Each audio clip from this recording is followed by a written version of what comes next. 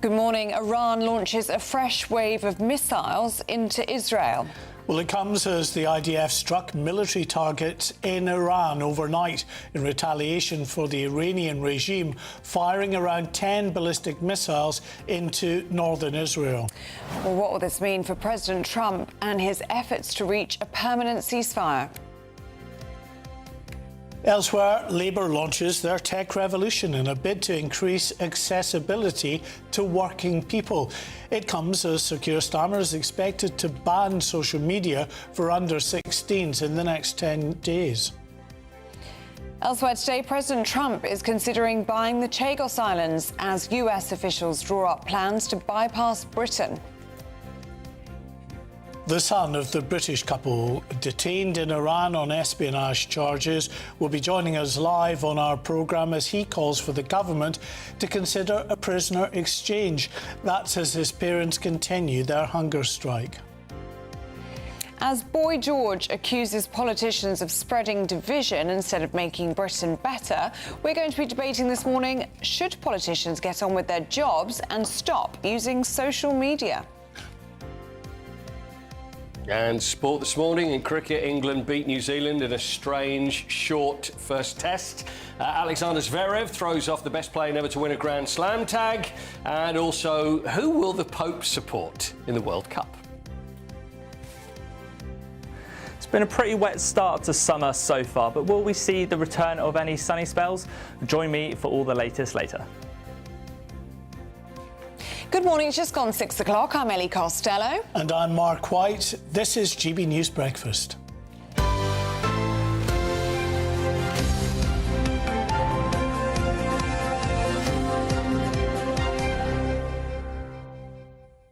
Good morning to you. This is going to be a programme that is going to be dominated by breaking news. We've had breaking news in the past few minutes, haven't we, Mark?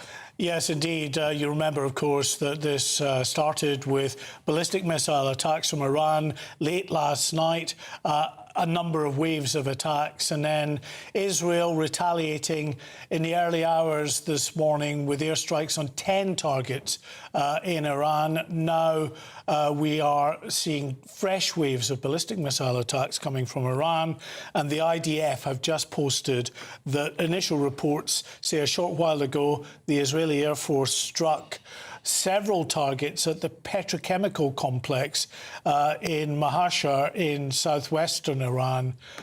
So ongoing strikes now from the Israelis as well. And that's a concern, of course, is the potential, Ellie, for this to escalate. If it can be contained, the peace talks can continue. But if it grows and expands, then it's very worrying indeed. Well, breaking in the past hour, Israeli Defence Forces have said a second wave of Iranian missiles has been fired towards Israel. Yes, as we said, it comes after the Israel conducted strikes against military targets in western and central Iran, hours after Iran fired that salvo of missiles at Israeli targets in retaliation for an attack on Beirut's southern suburbs. Well, let's cross straight to Tel Aviv. We're joined now by GB News reporter Marcus Donaldson, who's there for us. Morning to you, Marcus. What kind of night have you had? Well, morning, guys. Well, actually, it was a rather peaceful night. So we had those, as you say, those strikes in northern Israel, and we were just told just to be aware of that. But then about 6 a.m. local time here, which would be about 4 a.m. for you, got this alert through my phone. There's incoming, get to a bunker. So we all went to our little safe room in our floor in the hotel and waited it out. So those were warnings, red alerts all over central Israel, Tel Aviv, Jerusalem, and that lasted about 20 minutes. And that obviously came after, as you say, those Israeli strikes in Iran overnight. So yeah, about 20 minutes we were given the all clear, came back, and then about half an hour later, another alert comes in, we're back in there. So back out again in the hotel room. We're just currently waiting. A few plans today, very much up in the air. So yes, seems to be mostly at the moment. We had air raid sirens here at the first strikes at 6 a.m. So they were ringing out across the Tel Aviv skyline. I didn't hear anything at the hour later one, but it's very much everyone kind of here just waiting for the next shoe to drop, I think. And Marcus, for many of our audience, they probably don't appreciate just how on edge Israel constantly is, and the fact when we get into these moments of tit-for-tat strikes, there are multiple alerts that go out. You've got seconds, minutes at most to get to the shelter. That must be very disconcerting. Oh, it certainly is. I mean, it's one of these things where it was almost interesting speaking to people actually in the shelter. It is almost something that it's like you say, it's a regular occurrence for them. But it is, you even though it is something that happens with some regularity, you can't treat it as something that happens with regularity. It has to be something you have to respond, because you just can't take that risk. So yes, and at the moment there's alerts all over the south, and looking like we're okay for just now. But again, as you say, it's that constant vigilance, and we're just waiting to see what's going to happen. Marcus, when you're talking to people in the bomb shelters, are you getting a sense that they want this ceasefire to hold, or are you getting a sense that they're aware of this potent threat that Iran poses to them and they actually want to see the job done? I do think there's a clamour. People, I think that people appreciate the threat, and obviously there's a certain level of exhaustion with what's going on. But at the same time, of course, people do. I think people seek normality, and whatever that would cost. But again, I think with different people, you're going to get different opinions. But certainly, the people I spoke to, it was just a case of, here we go again. But I certainly think there's obviously some feeling that this has gone on far too long. But to what end that will bring, I couldn't say at the moment. OK, thank you very much indeed, Marcus Donaldson. Those images you were looking at there, a strike this morning, that ballistic missile from Iran that struck in open ground in the West Bank. Well, joining us now in the studio is Defence Editor at the Evening Standard, Robert Fox. Robert, what's been happening in the early hours of this morning? It's a tit for tat, as you rightly say, but I think we have to go back a bit earlier. I think that it began when Israel threatened further attacks on Dahir, the main Shia suburb in South Beirut. They obviously want to have a safe zone in South Lebanon to protect North Israel. Now, follow that. That's where psychologically Iran has been operating on a weak spot, because the aim has been to get the people back into even North Galilee, right up in the north, right up on the border. And what Iran is saying, we're not giving up yet, and you're not going to be able to do it. And as we heard from Marcus Donaldson, I think the name of the game now is exhaustion. We've got the frustration of Trump. Trump wants to get out of this. He wants a deal almost at any price. And it seems to me that some of the terms that have been offered at the moment about unfreezing frozen assets, about sanctions, about some right over the Straits of Hormuz, all of which are in play, pretty generous. It's not what they thought that they were going in for on the 28th of February. And the problem is that Trump hasn't got a very good record on ceasefires at the moment. The only one that is just about holding after a fashion is the one in Gaza. And I think this is extremely complex, but the exhaustion factor, how much has Israel got in the tank to carry on another phase, another major phase of war against Iran? Well, I think the Trump administration would argue that this ceasefire at the moment with Iran is holding to a fashion. There are clearly concerns about what we're seeing at the moment escalating, but I think the US wants to continue down the track of peace talks. But I think if we're looking at the geopolitics of that region, those who are not immersed in the politics of that region might be forgiven for thinking, well, what on earth is Israel playing at bombing Lebanon in all of this? But at the end of the day, they're going after Hezbollah that joined this war against Israel, that's fired huge amounts of munitions over into northern Israel in particular. That's almost pondweed, Mark. I don't mean to be facetious about this. What we have seen here, and particularly over these strikes now, is Shia, as in Shiite sect, solidarity, which has always been there behind, particularly with the generations of the Ayatollahs and with clerical clans of the Lebanese Shia, who, by the way, are not Persians. They're Arab nationalists, they're Lebanese nationalists. But what the new regime, the retooled, upgraded version, which is very tough, and it's an IRGC, Revolutionary Guard Corps, cabal around the new supreme leader, we've got your back. We've got your back, Shia Lebanon, Shia Syria. And although that they're a minority across the piece, it's very, very powerful. And I find this aspect very ominous. But while that continues, while they're saying we got your back, there's no way that Israel is going to give up taking the fight to Hezbollah. This is absolutely right. But my worry is, again, now doing the detail, thing that you and I have to do day in, day out, sometimes by the hour, how much munitions, how many reserves has Israel got? They've got a reserve army of 100,000 called up. And given the population of Israel, given the need, as you say, for security on the West Bank, also Gaza, where they're pushing slowly more into Gaza, how much can it go on? And they're producing a very big bill for munitions, particularly for the Iron Dome Arrow air defense complex, which is absolutely vital to America. And I think that this is going to hit Congress in the next few days, too, because they're very worried about the war bills and the war powers that Trump needs to invoke. OK, Robert Fox, thank you so much. We'll see you again in the next hour. Thank you. Well, let's speak now to Senior Research Fellow at the Jerusalem Centre for Security and Foreign Affairs, Ella Rosenberg. Very good morning to you, Ella. What's your response to what we've been seeing overnight? Good morning from Tel Aviv. Well, what we've seen overnight specifically is a quiet night, besides from the missiles that we received this morning, meaning we did have a missile strike around 6 a.m. from Yemen, and then we had another threat at around 7 a.m. So there wasn't any specific missiles during the night.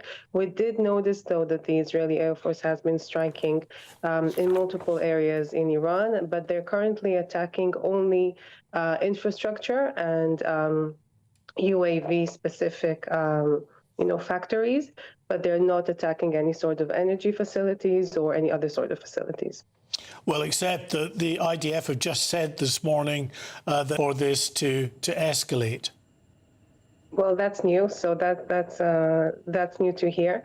But there is a specific, tension when it comes to escalation, and you need to bear in mind that us, as Israelis, when we do look at this as a whole, there is a sense of exhaustion. But at the end of the day, we do understand that the regime needs to fall in order for us to maintain some sort of peace and stability in the Middle East. There's nothing that we would like more than to have a strong Middle Eastern union with other countries within the Middle East. But you need to bear in mind that as long as the Iranian regime remains in power, it's not going to happen. And that's where the clash is, isn't there? Because we've got President Trump on one hand, who wants a ceasefire, who wants this to come to an end. He is done. And then you've got the Israelis who are living in this constant fear and under threat of Iran. And that threat has not gone away. No, the threat has not gone away, and you need to bear in mind that also President Trump is very aware when it comes to the oil prices. He's been saying it from day one that he wants a specific deal to maintain a strong, viable oil agreement within the regime. And he did even say at a certain point that he wants some sort of negotiation with them when it comes to the oil prices. It's also important to bear in mind that Trump is a businessman, and for him it's very important that you'll have some sort of address in Iran, whether it is the regime or Pahlavi or whoever it is, that he's able to, speak to and make specific agreements, and he can send his own people as an envoy, make agreements and come back. The same model he's doing in Saudi Arabia, Qatar, and Kuwait. But at the end of the day, it hurts us. And when it comes to the Israelis as a whole and as a nation, you need to bear in mind that I just spoke about it, with my husband a few days ago. We would love to go and spend a honeymoon in Beirut if we were able to, but we're not able to because we don't have a peace agreement with Lebanon. There's nothing more than we would like to see than, as I said, a strong Middle Eastern Union, and we'll have at the end of the day, I hope, some sort of support from the Lebanese people, and we'll be able to visit them in Beirut and they'll be able to visit us in Tel Aviv. But at the end of the day, you need to bear in mind that as long as the Iranian regime remains in power, us as a state, we do see it as a threat, and it is a threat, as you can see, that we've seen the rockets this morning, and the entire Israeli population within the northern part of Israel did not have a single normal day throughout the last 3 years. OK. Ella Rosenberg, thanks very much for your insight. Appreciate that. You're looking there, by the way, at images of the skyline of Tel Aviv. We'll continue to monitor that for you throughout the programme this morning, as, of course, that second wave of ballistic missiles was launched from Iran this morning, and the IDF confirming now that a wave of attacks from Israel is underway in Iran, a petrochemical plant in southwestern Iran, one of the sites being targeted. And of course, any developments we get, we'll bring right here to you on GB News Breakfast. Now, at 6:15, the Prime Minister is preparing to announce a ban on harmful social media for under-16s. Well, the Times are reporting that Sir Keir Starmer is looking to outlaw high-risk platforms while allowing children to use safer forms of social media. Well, this comes as the Prime Minister is set to outline how the government plan to harness the opportunities of new technologies to fight for working people's interests at every stage of their lives. Well, we're joined by the journalist and broadcaster, the legendary Christopher Fuss, joins us in the studio. Did AI write that for you? Is that Keir Starmer's new AI programme? This is safer ground for Sir Keir Starmer, isn't it? Yeah, it's weird though, isn't it? That again, it's about timing. Obviously, we have the. It's odd to me that on one hand they're saying, look, we've got to ban social media and we've got to have less of this technological influence on younger people. Yet on the same day we're going to introduce an initiative that increases the technological influence when it comes to job hunting, which seems like a really strange contradiction. But then this government seems to be full of them. So let's start with the social media ban. Preparing to announce this ban on harmful social media platforms for under-16s. Now, they've been looking really closely at what's been happening in Australia about all of this, because this is what Australia have done. But of course, a lot of the younger people who are on social media know how to get around it. There are things called VPNs, which means you can get around this social media ban. But Starmer apparently hardening his approach after speaking to bereaved parents. But a lot of people who look at this story say, well, actually, is it? Well, there's a couple of things. Firstly, is it taking responsibility out of parents' hands, which government seems to like doing? This government particularly seems to like doing when it comes to breakfasts, when it comes to all sorts of other things. But secondly, is it the social media or is it the algorithm that's the issue? Is it the fact that social media will continue to pump things to you that it thinks you're interested in? And is it not only the kind of algorithm, as in the kind of content it's pushing towards you, but also the speed of it, because younger people, and on this I do agree there is a problem. When your brains aren't developed, it's the dopamine you get, it's the hit you get from something new.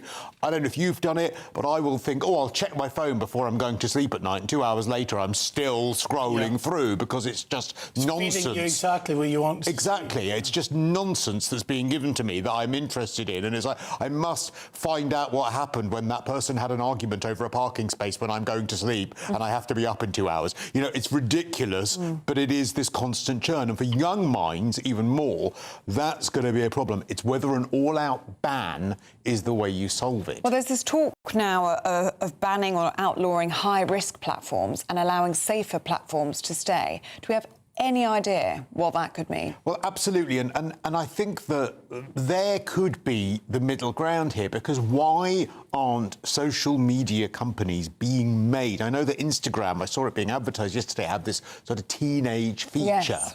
Why can't every platform have that? And why can't the algorithm be somehow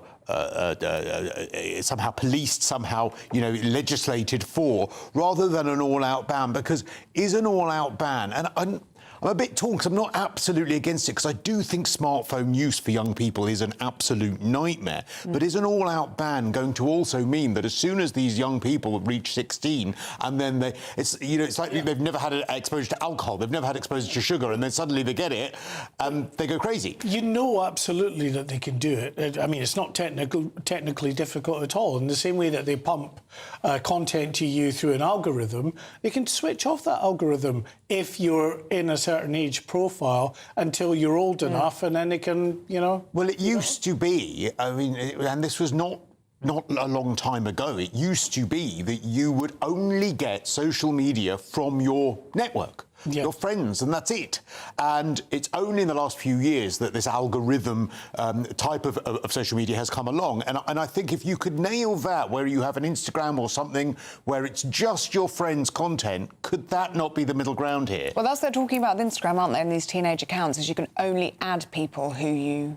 I don't know how it would work, but only that you know in real life. But will you and then nobody else can add you. And will you then only get content? Yes. Will you be able to scroll videos? Will it come from other people? If they can nail that, is that the middle ground rather than an all-out ban? Because because also these young people need to learn this stuff as well, because you need to know about we managed to learn it, didn't we? We didn't grow up with social media, and here we are. I wouldn't go that far, Ellie. Well, how old do you think I am? But maybe, you know, going forward, one of the ways to do it is not just for teenagers, but everybody. Yeah. If you want to opt out of the current system of algorithms and go back to the good old days where it was only your circle of friends that you follow and alike that you would get material from, maybe that's the way forward. And that would be wonderful, but then you'd need to have the social media companies on board, and their currency is your attention. Yeah. And so would they be the turkeys voting for Christmas by saying, well, actually, we're going to get rid of that feature, and that's going to mean you won't be 2 hours in well, bed. they charge you £5 a month, Tor. Chris, I'm sold. Thank you so much. We'll see you again in the next hour. Now, at 21 minutes past 6, let's take a look at some other stories coming into the newsroom this morning. Tsunami alerts have been issued after a magnitude 7.8 earthquake struck the Philippines, leaving at least 3 people dead. US, Indonesian and Philippine agencies are publishing warnings and telling people to move inland or seek higher ground.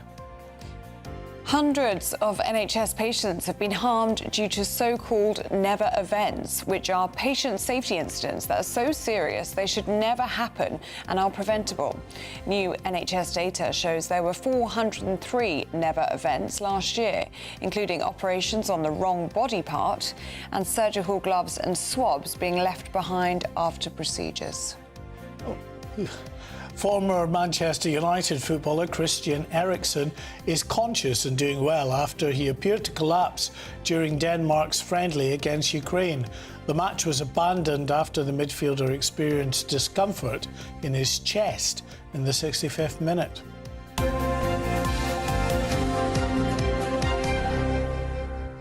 Now let's get a check on your weather with Liam Eslick.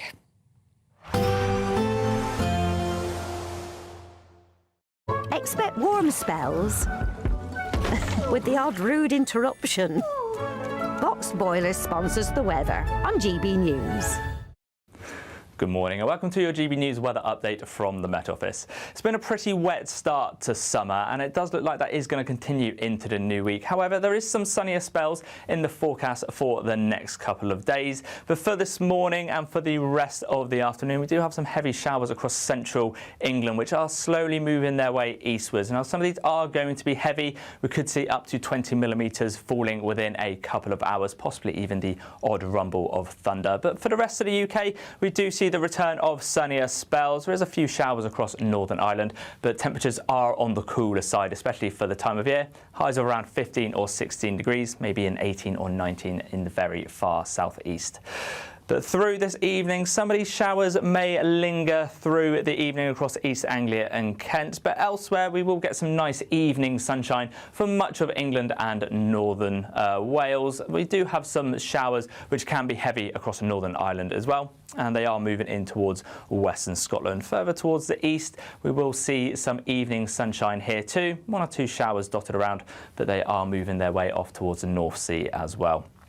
Now, as we go through the overnight period, you'll see the swirl of cloud and rain up towards the northwest, which is bringing these showers towards the western half of the UK. Some of these could potentially be heavy, but clearer skies out towards the southeast. Here we could see temperatures dipping into those mid-single figures, so it will feel rather chilly to start Tuesday. But As the sun comes up, it will be a nice start. But as we go through the day, showers will develop for pretty much everywhere as we head through the morning and into the afternoon. Some of these are likely to be heavy, chiefly across the northern half of the UK, and we could potentially see some thundery outbreaks as well.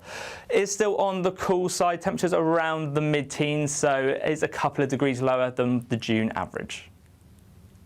Expect warm spells with the odd rude interruption. Box Boilers sponsors the weather on GB News.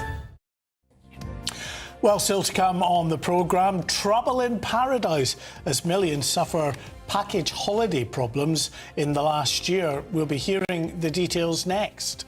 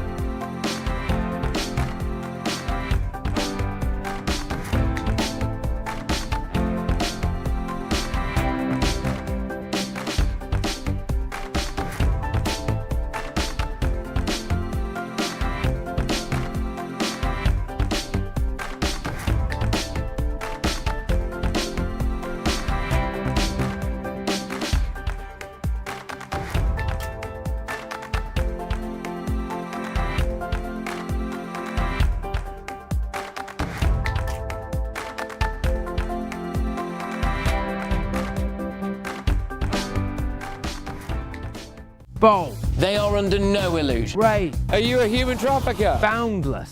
I've had enough of the nonsense, and I'm not afraid to say it. Don't get us on the BBC. Every weeknight, I tear through the headlines. The smell of gasoline. Should we be worried about it? From Westminster madness to cultural war chaos. What I'm going to do now is they are throwing things out the car as we speak. Get ready, Britain. Here we go. Patrick Christie's tonight, weeknights from 9 p.m, only on GB News, Britain's news channel.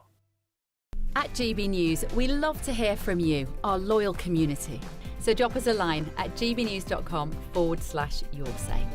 There you can talk to each other and also to the presenters live on air.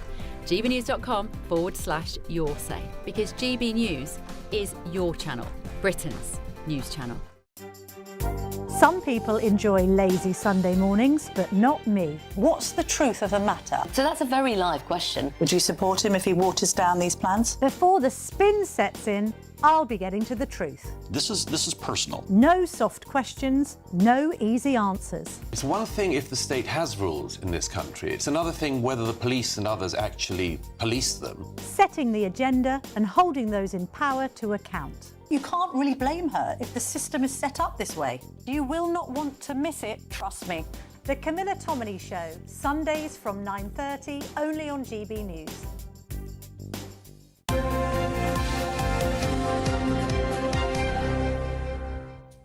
Welcome back to Breakfast. It's 6:28. Now, a survey has been carried out on 4 million people, suggesting that they experienced problems with package holidays over the past year. Well, the charity claims they've received around 14 complaints a day about package holidays over complaints of unexpected hotel changes and bad customer service. Well, we're joined now by travel correspondent at The Telegraph, Simon Calder. Very good morning to you, Simon. What are holiday makers unhappy about? What are the main complaints? Well, it is that issue which so many people face, where you actually book one hotel and either it turns out not to be as wonderful as you were told it would be, or the hotel is actually moved. And that's happened an awful lot. I speak to a lot of people who are saying, yep, I booked this particular hotel. It looked absolutely lovely. The company said, we're going to move you. It's the same quality. It's the same resort, which they're actually allowed to do under the package travel regulations. But of course, it's a question of judgment, and it's a kind of subjective thing. If you book a particular hotel, you really want to go there. Then there's other issues. Poor quality food. This is particularly a problem, I find, when you are talking about maybe package holidays you've booked through something you've seen on social media. And on top of that, there is the lack of facilities. So you might have been promised a fantastic water park in your hotel, and if half the facilities are closed, that is understandably going to be disappointing, especially if you happen to be with a family. So there's lots and lots of things that can and very sadly do go wrong. And as you say, according to the Citizens Advice survey, 4 million people last year were unhappy about their package holiday, which is way too many. So what can you do if you encounter a problem, Simon? OK, well, the absolute essential is to, as soon as you identify a problem, give the travel company a chance to fix it. Now, it's absolutely the case that not every travel company these days has a rep basically on call. But if you can't find if there isn't a rep for your holiday, you can say, look, come on, this bathroom simply isn't fit for purpose. I need to move my room. Then you can contact the company online and ask them to sort things out. But if you were just to kind of keep a list of grievances, then that wouldn't do you any good at all, because by the time you come back, they'd say, well, yeah, sorry you were unhappy, but you've got to give us a chance to fix things. And then if they don't fix things, you can start talking about compensation, but really important to keep your expectations in proportion, because I'm afraid just saying, oh, the food was terrible, the room wasn't very good, we got downgraded, so we'd like all our money back, that is not going to work, I'm afraid. OK, well, thanks very much, Simon. Worrying times, but hopefully there is an avenue for compensation. Thanks, Simon. Now, 32 minutes past 6, just time to tell you about the Great British Giveaway. It's a goodie, £76,543.21, precisely in tax-free cash. And then you won't need to worry about And then you don't need to worry about package holidays. You can get lots of holidays for that, can't you? Here are all the details you need.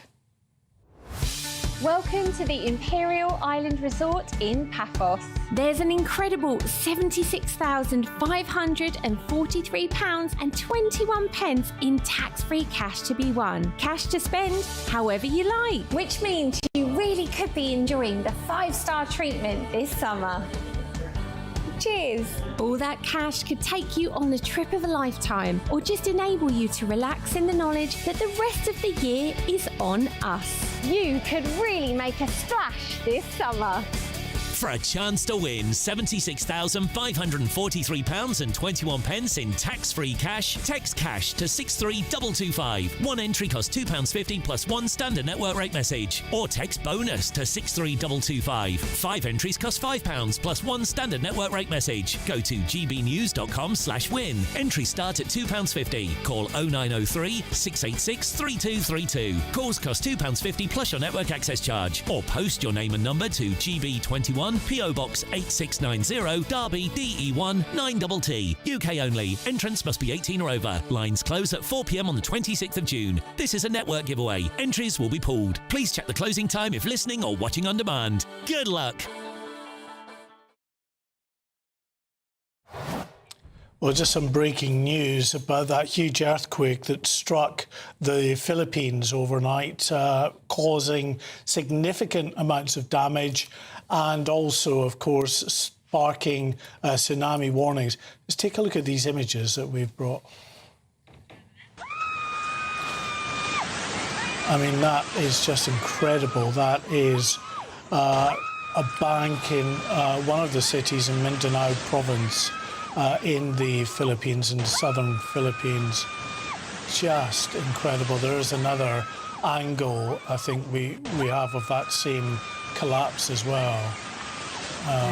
OK, we're endeavouring to get the other images, which just shows it from a slightly different angle on that street, but just unbelievable. Of course, they are used to very significant earthquakes in that area. It's part of the Pacific Ring of Fire, where the tectonic plates meet around the Pacific, and you get very active earthquake zones.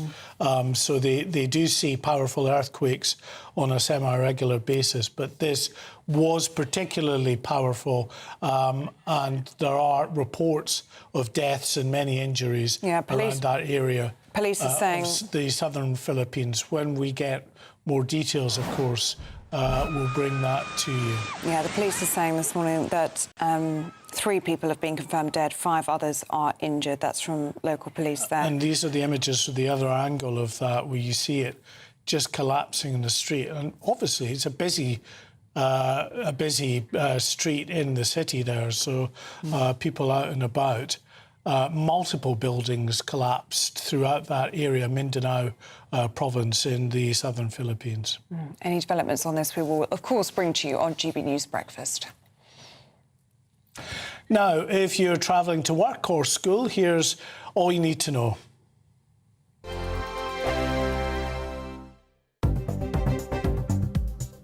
Good morning, this is the latest AI travel news from gbnews.com.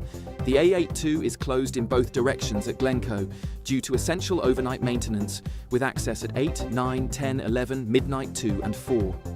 An incident is causing delays on both directions of the A40 between Sennybridge and Landovery in Wales. On the M25 clockwise in Surrey between junction 9 and 10, a collision has closed 2 of 4 lanes. Traffic on the M6 northbound in Cheshire East between junction 16 and 17 is also disrupted by a collision with 1 lane closed. Normal conditions are expected soon. For more travel news, go to gbnews.com.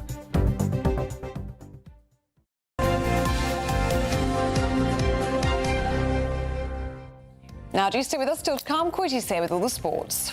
So it's the second shortest test in sports history, and I'll tell you more about the second longest sports segment in GB News history, which we'll do in just a second. It's OK with you? Sounds good. Sounds good. I've been in Westminster for a long time, but I know that though power may be here, its effect on people's lives is across the whole of the country. We may be where rules are made, but it's where they're implemented that matters.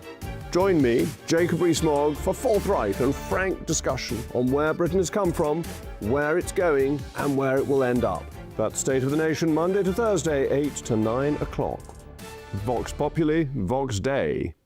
Hi, I'm Michelle Dewberry, and my show is your opportunity to cut through all the noise and dive in headfirst to some robust debates. Ideas clash. Situation, no, isn't it? No, because the failure is you're deliberately avoiding my point. Nothing's held back. And if you think this is the end of it, wait for more. And we do not shy away from the difficult stuff. Sometimes I want to shake people and say, if only you understood. So join me on Dubes & Co. weeknights at 6 p.m, only on GB News, Britain's news channel. At the stroke of midnight, the news doesn't stop, and neither do we. Day in, day out. Forget stuffy late night TV shows. We're giving you a front row ticket to the centre of the political universe. Because breaking news doesn't wait for the morning. And neither do we. Join us for one of the most controversial and volatile times of politics in human history. A very big story. Big story over here. You won't get this anywhere else. The Late Show live at midnight, every night. Only on GB News.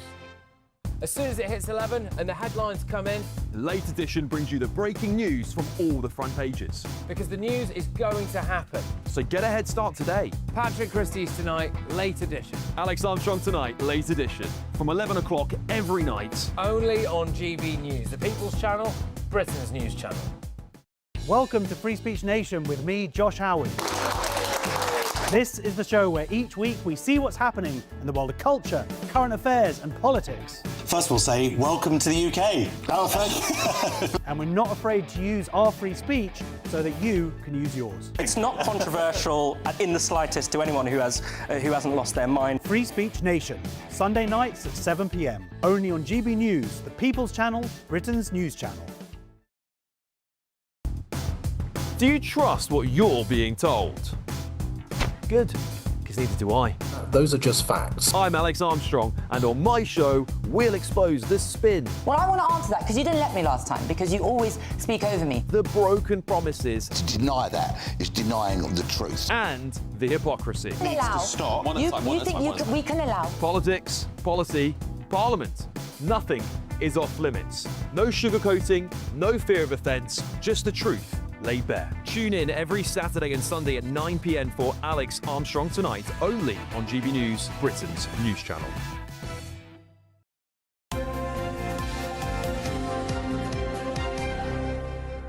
Welcome back. It's sports time. Paul Coit is here with us. Morning. Good morning. Lots of concern about Christian Eriksen. Yeah, Christian Eriksen, ex-Spurs, Manchester United and Brentford. Now, do you remember at the Euros 2020, it was in 2021, playing for Denmark, had a cardiac arrest on the pitch and pretty much died for 5 minutes and looked like thank God he was OK eventually. There was first responders were there quick enough and managed to save him. But it seemed, surely he's never going to play football again.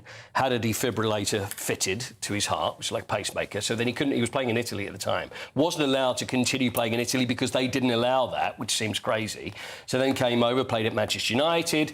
Anyway, to cut a very long story short, it's happened again. And it happened when he was playing for Denmark last night. He's OK. He was playing against Ukraine, got to the 70th minute of the game. Then he collapses, and it's like deja vu. You've got the players all surrounding him. They brought something around the outside, and obviously fearing the worst. But he's OK. But it seems, from what I hear, that this defibrillator, which was fitted to it, which was implanted, has probably saved his life. So he was up and he was awake straight afterwards. But you would think, wouldn't you?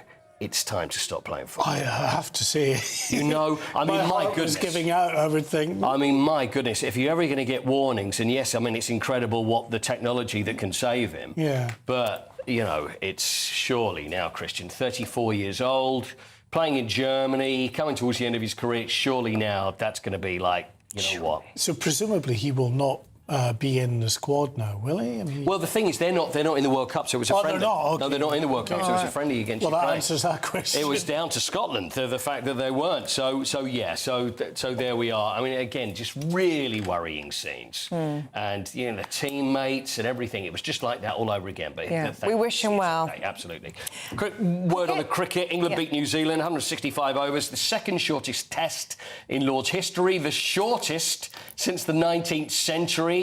It's all about, we're going to talk about this a little bit later with the cricket correspondent for The Athletic, Paul Newman. It's a lot of it is about the pitch.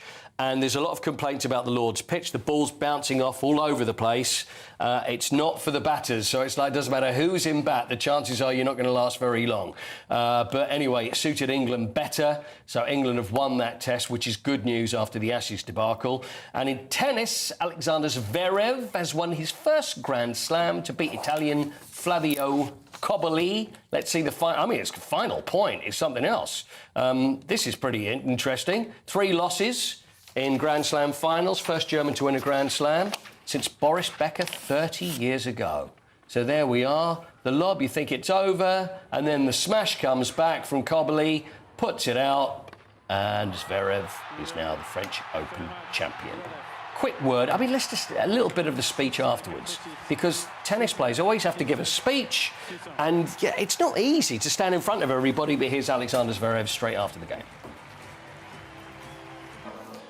I've had the best moments of my life on these courts. I had the worst moment of my life on these courts. I was laying in that corner over there 4 years ago with 7 broken ligaments and 2 fractured bones. I lost a Grand Slam final here 2 years ago. But now, finally, it's a happy end. And thank you very much to the crowd. 7 broken ligaments, couple of broken bones. That was, by the way, the same injury. By the way, that wasn't like all the other times. Yeah. So anyway, as soon as you've won 1, then there's chances to win more. So Alexander Zverev is the French Open champion. OK. Thank you, Paul. Thank you. Now, do stay with us. We're going to be talking about the Chagos Islands with India McTaggart and Christo Foufas. They're going through the papers for us next. But first, here's your forecast across Europe.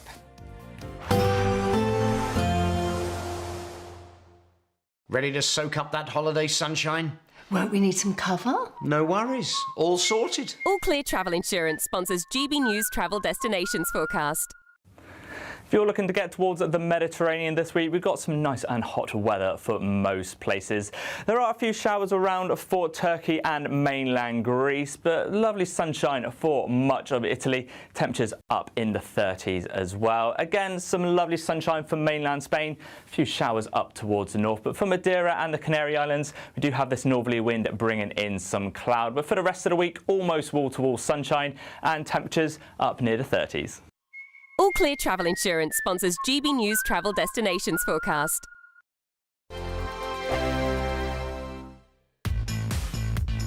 5 hosts, 5 opinions, 5 fearless debates, 5 unfiltered takes on the day's news. 5 reasons not to be anywhere else on Saturday night. This is the Saturday 5. You got me. You got me good there. Britain's biggest Saturday night TV show. It's not a bad brand. Yeah. Uncensored. Very, very racy tonight. On the unpredictable. What did she say? Can you translate it for us? And always entertaining. And how can a country go from being led by William Wallace Saturday nights from 6 p.m. only on GB News, the People's Channel. Britain's news channel. You're going to want to stay tuned, trust me. This is GB News, Britain's news channel. Baking award-winning biscuits. Sawley Kitchen handcraft a variety of shortbreads, cookies and ginger thins. And the North Yorkshire Bakery is celebrating National Biscuit Day. I mean, a whole day dedicated to the biscuit, like you have to, right? I think it just allows us to slow down a bit. We're a nation of tea lovers, we like a nice brew, and it's just having that little thing on the side. And for us, we only use the best ingredients, top quality stuff, because we know how important a good biscuit is to go with that brew. The artisan family business prides itself on how their biscuits are made and the inspiration behind them. So we take traditional biscuits like cookies, ginger thins, and put our own spin on it. And I'd probably say that ginger thins are the most popular. When you snap it, that noise is amazing. Down the road from the bakery, we asked the people of Ripon for their opinion. Well, it's probably a Jaffa cake, but that might be a bit controversial, mightn't it? Because some people say it's not a biscuit, but that's my favourite. I always used to have it when I used to go and visit my nan when I was a kid. Definitely a chocolate hobnob. It's comforting. I know I'm not a dunker. Jaffa cake. Why is it your favourite? Because it has jelly inside it. Chocolate hobnob. I just like the texture of the hobnob, actually. Chocolate digestive. Lovely creamy chocolate, crunchy biscuit. Jaffa cake, because it's nice and soft and it's got a lovely filling and they're always the same. So whether you opt for a bourbon or a Biscoff, today is the perfect excuse to bring out the biscuits. And it's up to you if you dip them in a cuppa or two. GB News, the People's Channel. Britain deserves a newsroom that puts the facts and your voice first. Well, and that's what you get on GB News. Lively debates, lively conversation. And we're not afraid to hold power to account. And each other. So join me, Andrew Pierce. And me, Miriam Gates, for Britain's Newsroom, weekdays from 9:30 on GB News.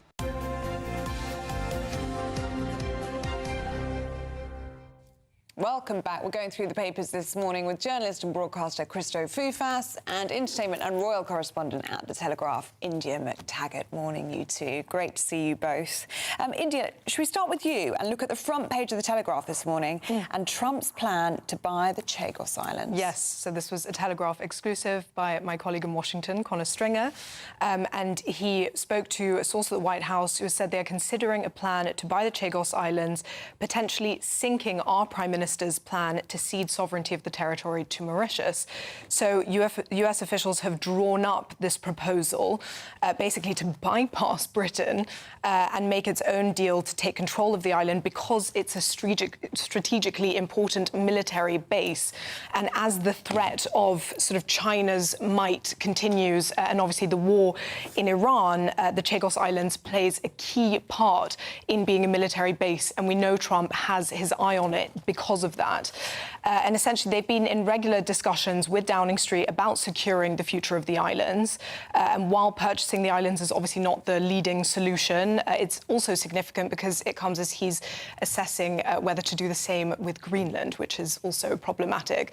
And one of our columnists wrote about it today, Joe Barnes, the diplomatic editor, and he sort of called it a bygone era of diplomacy, which I thought was really true, and that Trump has sort of returned to office, ripped up years of international consensus, is rewriting foreign policy with his own sort of broad brush, and it's very Trumpian, sort of this idea that you can buy everything. It's how he works. The art of the deal. He's a businessman. You know, this is how he operates.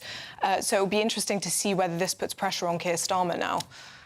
Well, I guess, Crystal, if he goes and he buys it directly from, you know, the Mauritius? Mauritians. Yes, from the Mauritians, then that's all that money, of course, that's not going to come to the UK, would go directly to the Mauritians, because we were going to give it away in the first place. And I just think it's a huge humiliation. It's like, well, again, I think it speaks to how irrelevant we are in America's eyes, and probably the lack of support we showed over Iran initially. And that's not to say that we should be throwing boots on the ground in Iran, but when your biggest ally asks for a bit of help, perhaps we should have come to their assistance, because now Trump is basically saying, well, you're so irrelevant, I'm just going to bypass you from the deal and go straight to the Mauritians myself, and I'll deal with it. It's like you know, when your mum goes up to school. Do you know what I mean? It's like, well, I'll deal with it myself. I will sort it out. I'll go up there. You just sit back because you've soiled yourself. And that's a little bit like how Keir Starmer is nowadays. Oh, no. He's the little schoolboy that's got it all wrong. Christo, let's look at something totally different, shall we, in the Times this morning. Disposable vape ban fuels the black market. Well, actually, this is interesting, because remember we were earlier talking about how people get around stuff. We were talking about the social media ban, weren't we? And that you ban things for young people, they do somehow get around it. And this is disposable vapes. The ban on those has now created a massive black market. Illegal devices are still being sold in corner shops and on market stalls, suggesting more than a third of vape users have just basically continued to buy them. We've had the ban for a year. It obviously made it illegal for businesses to sell or supply these single-use vapes. Apparently, it was necessary because of young people. Again, echoes of the social media ban here, and the impact on the environment. An estimated 5 million disposable vapes were being thrown away. However, now there's this huge black market, and so many people are still using them. Well, just anecdotally, I don't know about you, but when I go into any corner shop in London, I can still see disposable vapes behind the counter. And so it's just not worked. It's pretty brazen. Completely, it is, yeah, I agree. I was thinking that too. That really hasn't been effective, this ban so far, and I feel like a lot of people are still using them that I can see. And the problem is as well, which I think a lot of people don't discuss enough, is trading standards are supposed to be across this, but the funding for trading standards is so meagre. And I know the government has announced more funding for it, but they are so overstretched, trading standards in each region, that I just don't think they can be across this at all. India, let's take a look at the Telegraph story. Bots in the belfry. That's AI now writing sermons for ministers. I know. Well, we're talking about the threat to AI continuously, aren't we? And this is a bit of a left field one, that ministers and vicars have sort of been encouraged to edit their sermons, not necessarily to write their sermons, but just to edit them using AI, you know, ChatGPT or Claude or whatever it might be. But they have also been encouraged to check the accuracy of the sermons with the AI research, because we know that it can really be inaccurate. So it is, and it's kind of a lesser thought about threat that AI poses. But I just... doesn't this go against everything you're supposed to learn when you are a man or indeed a woman nowadays of the cloth? Why do you need AI to do any of this stuff? You know, if I had to write a sermon on, say, Madonna, right, which is, you know, the only equivalent of religion that I could come up with, I wouldn't need AI. I would just be able to do it. I could be able to speak from the heart, and I would be able to do it. Well, on that note, Christo, India, thank you very much indeed. Let's get a check on the weather with Liam.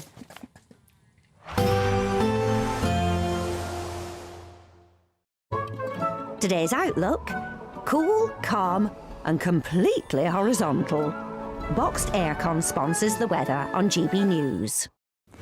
Good morning and welcome to your GB News weather update from the Met Office. It's been a pretty wet start to summer and it does look like that is going to continue into the new week. However, there is some sunnier spells in the forecast for the next couple of days. But for this morning and for the rest of the afternoon, we do have some heavy showers across central England, which are slowly moving their way eastwards. Now, some of these are going to be heavy. We could see up to 20 millimetres falling within a couple of hours, possibly even the odd rumble of thunder. But for the rest of the UK, we do see the return of sunnier spells. There is a few showers across Northern Ireland, but temperatures are on the cooler side, especially for the time of year. Highs of around 15 or 16 degrees, maybe in 18 or 19 in the very far southeast. But through this evening, some of these showers may linger through the evening across East Anglia and Kent, but elsewhere we will get some nice evening sunshine for much of England and northern Wales. We do have some showers which can be heavy across Northern Ireland as well, and they are moving in towards western Scotland. Further towards the east, we will see some evening sunshine here too. 1 or 2 showers dotted around, but they are moving their way off towards the North Sea as well. Now, as we go through the overnight period, you'll see this swirl of cloud and rain up towards the northwest, which is bringing these showers towards the western half of the UK. Some of these could potentially be heavy, but clearer skies out towards the southeast. Here we could see temperatures dipping into those mid-single figures, so it will feel rather chilly to start Tuesday. But as the sun comes up, it will be a nice start. But as we go through the day, showers will develop for pretty much everywhere as we head through the morning and into the afternoon. Some of these are likely to be heavy, chiefly across the northern half of the UK, and we could potentially see some thundery outbreaks as well.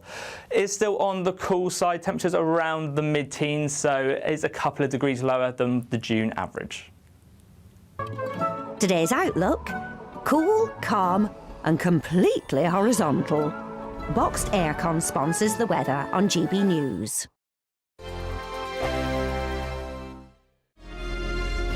Thank you, Britain, for making GB News Radio such a huge success. Whether you're in the car, on the go or listening at home, thank you for choosing us as your radio station.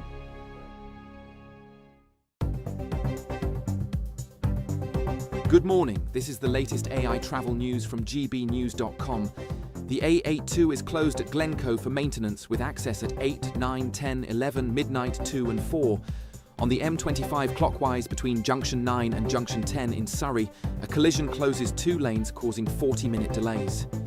Normal traffic expected by 10:15 to 10:30. In Cheshire East, on the M6 northbound between Junction 16 and Junction 17, a crash has closed 2 lanes. Normal conditions expected after 9:15. And on the trains, no services run between Uckfield and Hurst Green. For more travel news, go to gbnews.com.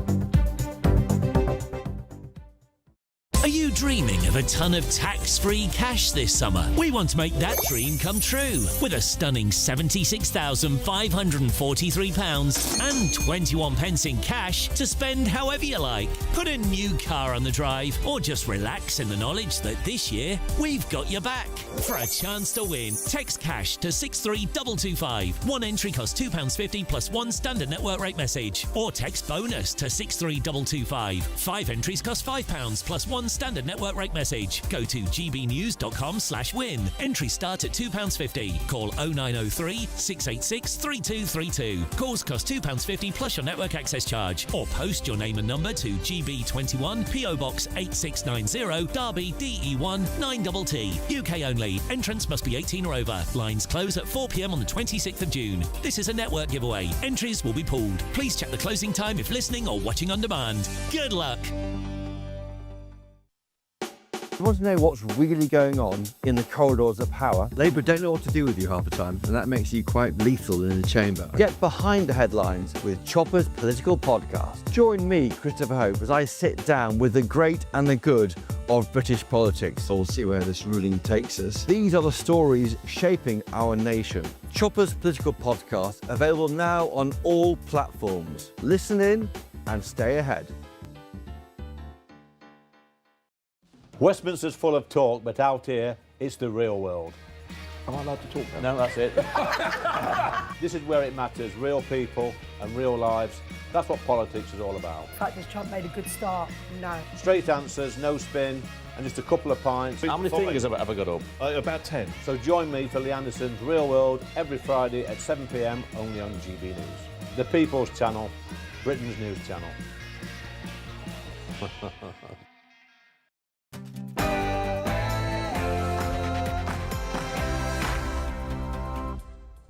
Good morning. Iran launches a fresh wave of missiles into Israel. Yes, it comes as the IDF struck military targets in Iran overnight in retaliation for the Iranian regime firing around 10 ballistic missiles into northern Israel. What will this mean for President Trump and his efforts to reach a permanent ceasefire?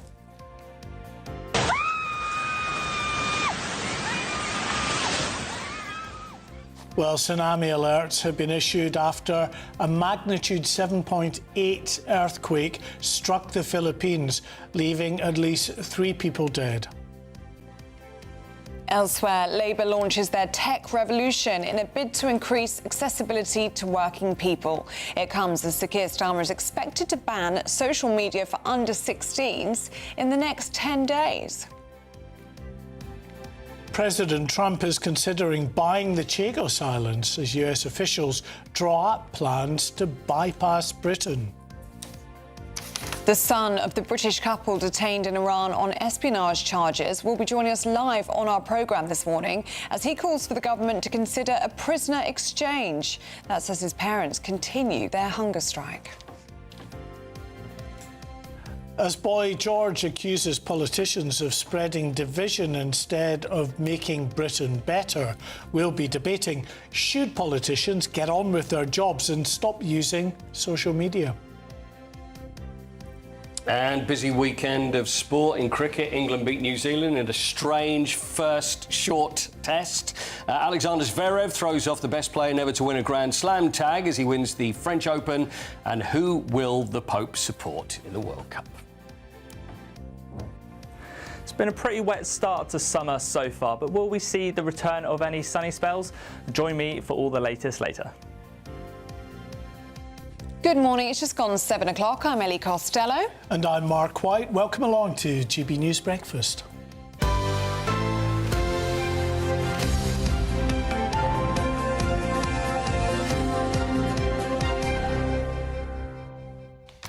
Well, breaking in the past hour, Israeli Defence Forces have said a second wave of Iranian missiles has been fired towards Israel. It comes after Israel conducted strikes against military targets in western and central Iran, hours after Iran fired a salvo of missiles at Israeli targets in retaliation for an attack on Beirut's southern suburbs. Well, let's cross straight to Tel Aviv, and we're joined by GB News reporter Marcus Donaldson. Very good morning to you, Marcus. Bring us up to speed. Good morning, guys. Yes, so this morning we had fresh strikes coming into central Israel, alerts all across the central belt of the country. They were coming, as I understand it, from Yemen, the Houthi rebels, and then later on, about an hour later, we had strikes across South Israel and across the country from Iran. So this would appear to be, from my perspective, quite an escalation. Obviously, that was following Israel strikes within Iran overnight. So I would say an escalation, and at the moment we're very much just waiting to see what happens next.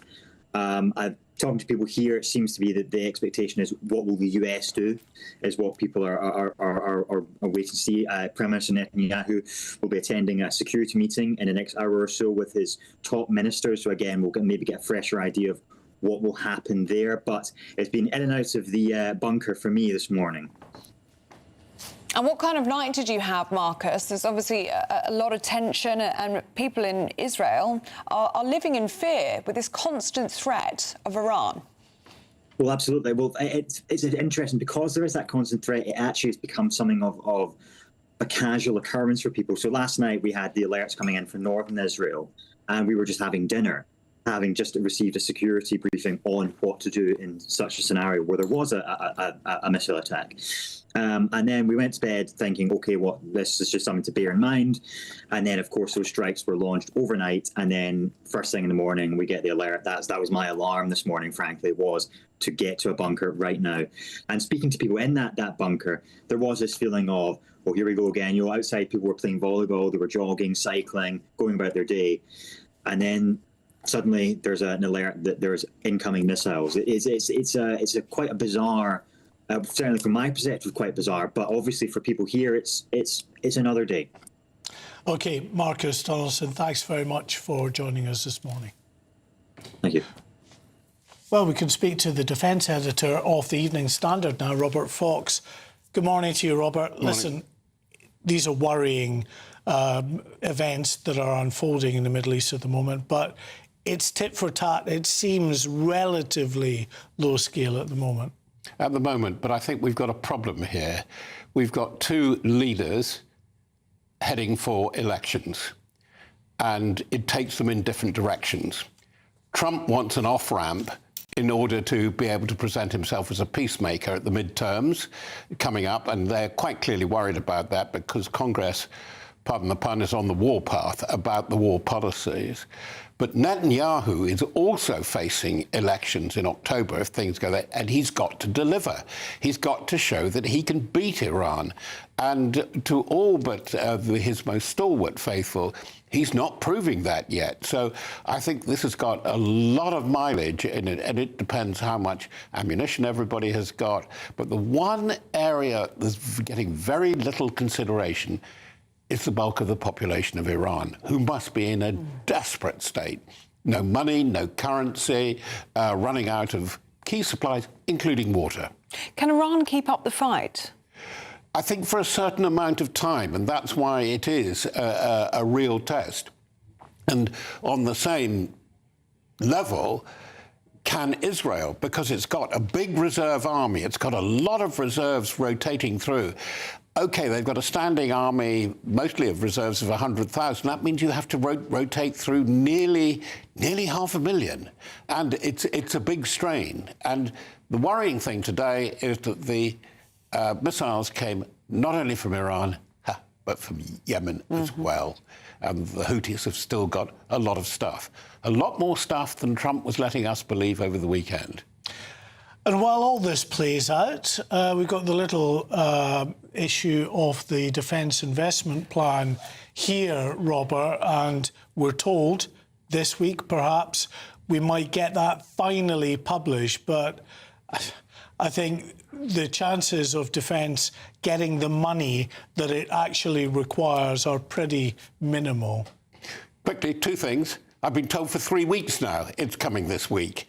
It should have come, actually, not only with the review last year, it should have come 2-3 years ago. They haven't had a proper plan. Defence will not get the money it requires. It might well get the money, but possibly when it's too late, when the crisis has really hit. Because there's so much politics in this. The Labour Party is divided, the backbenchers are divided over it, the government is divided, the civil service is divided. And there's a report from the Public Accounts Committee saying, you've run out of time a long time ago. We are underfunded. We are not keeping up. We cannot modernise the army, which we absolutely need in the new era of drones, and particularly of AI.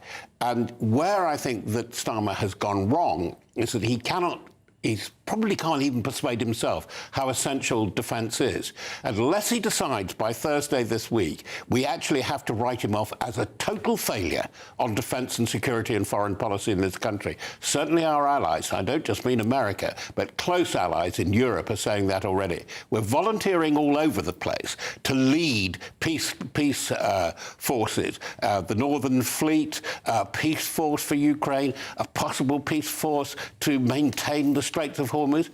We've got leaders, but no followers. We've got very, very few forces to back that up with.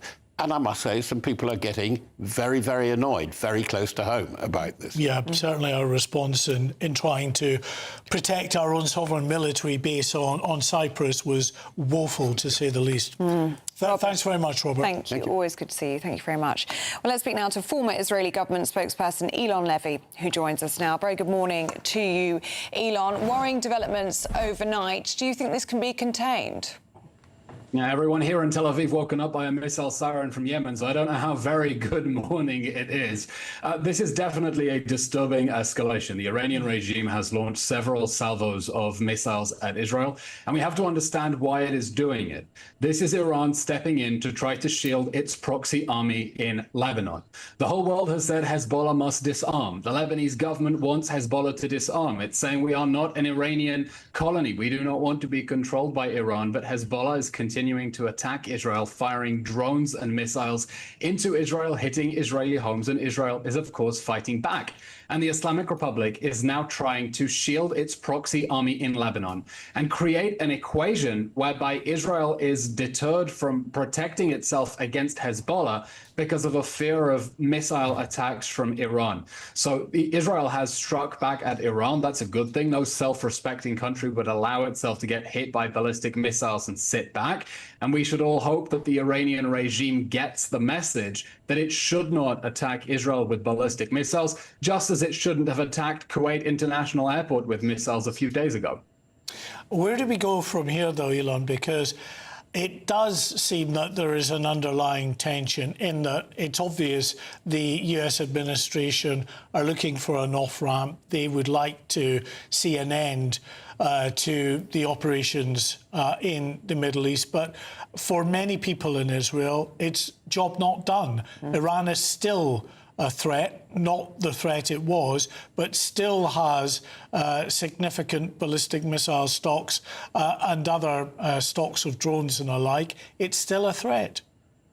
Yeah, the Iranian regime remains a massive threat to Israel, and Israel's priority is to stop Iran becoming another Gaza. What do I mean by that? Well, for 20 years, we had missile fire from Hamas, and every time there was a tit for tat, a slap on the wrist. But Israelis just got used to a reality that Hamas could fire missiles at Israel whenever it wanted to.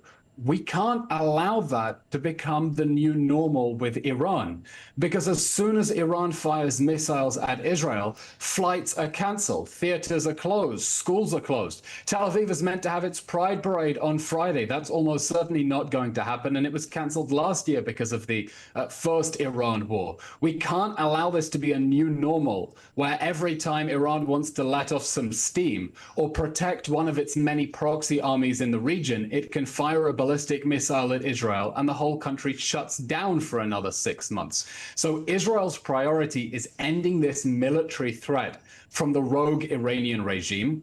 The United States wants an off-ramp, it wants a deal, but I think we need to be honest that there is no deal to be had. The Iranians are refusing to surrender their enriched uranium. They're refusing to permanently shut their enrichment facilities. And so the question is President Trump going to take a really bad deal and try to gaslight the world that this is a really good deal and it isn't Obama 2.0? Or does he understand the Iranians are playing him for a fool and resume military action against this rogue regime that wants death to Israel and death to America? Elon Levy, thank you so much for your time this morning on GB News Breakfast. Thank you. Stay safe. OK, let's have a look at some of the other stories coming into the GB newsroom. And tsunami alerts have been issued after a magnitude 7.8 earthquake struck the Philippines, leaving at least 3 people dead. US, Indonesian and Filipino agencies all published warnings and told people to move inland or seek higher ground. Donald Trump is considering buying the Chagos Islands, potentially thwarting Sir Keir Starmer's plan to sign over the territory's sovereignty to Mauritius. The Telegraph is reporting US officials have drawn up a proposal to bypass Britain and make its own deal to take control of Diego Garcia, the strategically important UK-US military base. Hundreds of NHS patients have been harmed due to so-called never events, which are patient safety events that are so serious they should never happen and are preventable. New NHS data shows there were 403 never events last year, including operations on the wrong body part and surgical gloves and swabs being left behind after procedures. Coffee dates are being favoured over romantic dinners as more people opt for casual meetups because of financial pressure, according to new research which says more than half of people surveyed said they're more likely to choose cheaper date options. But the average single person typically estimated they're still spending £2,270 a year on dating-related activities.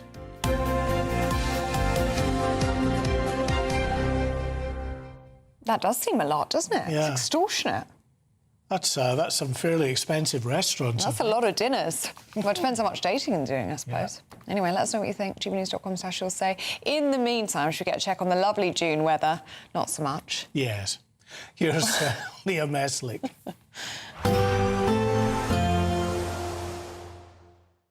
Expect warm spells with the odd rude interruption.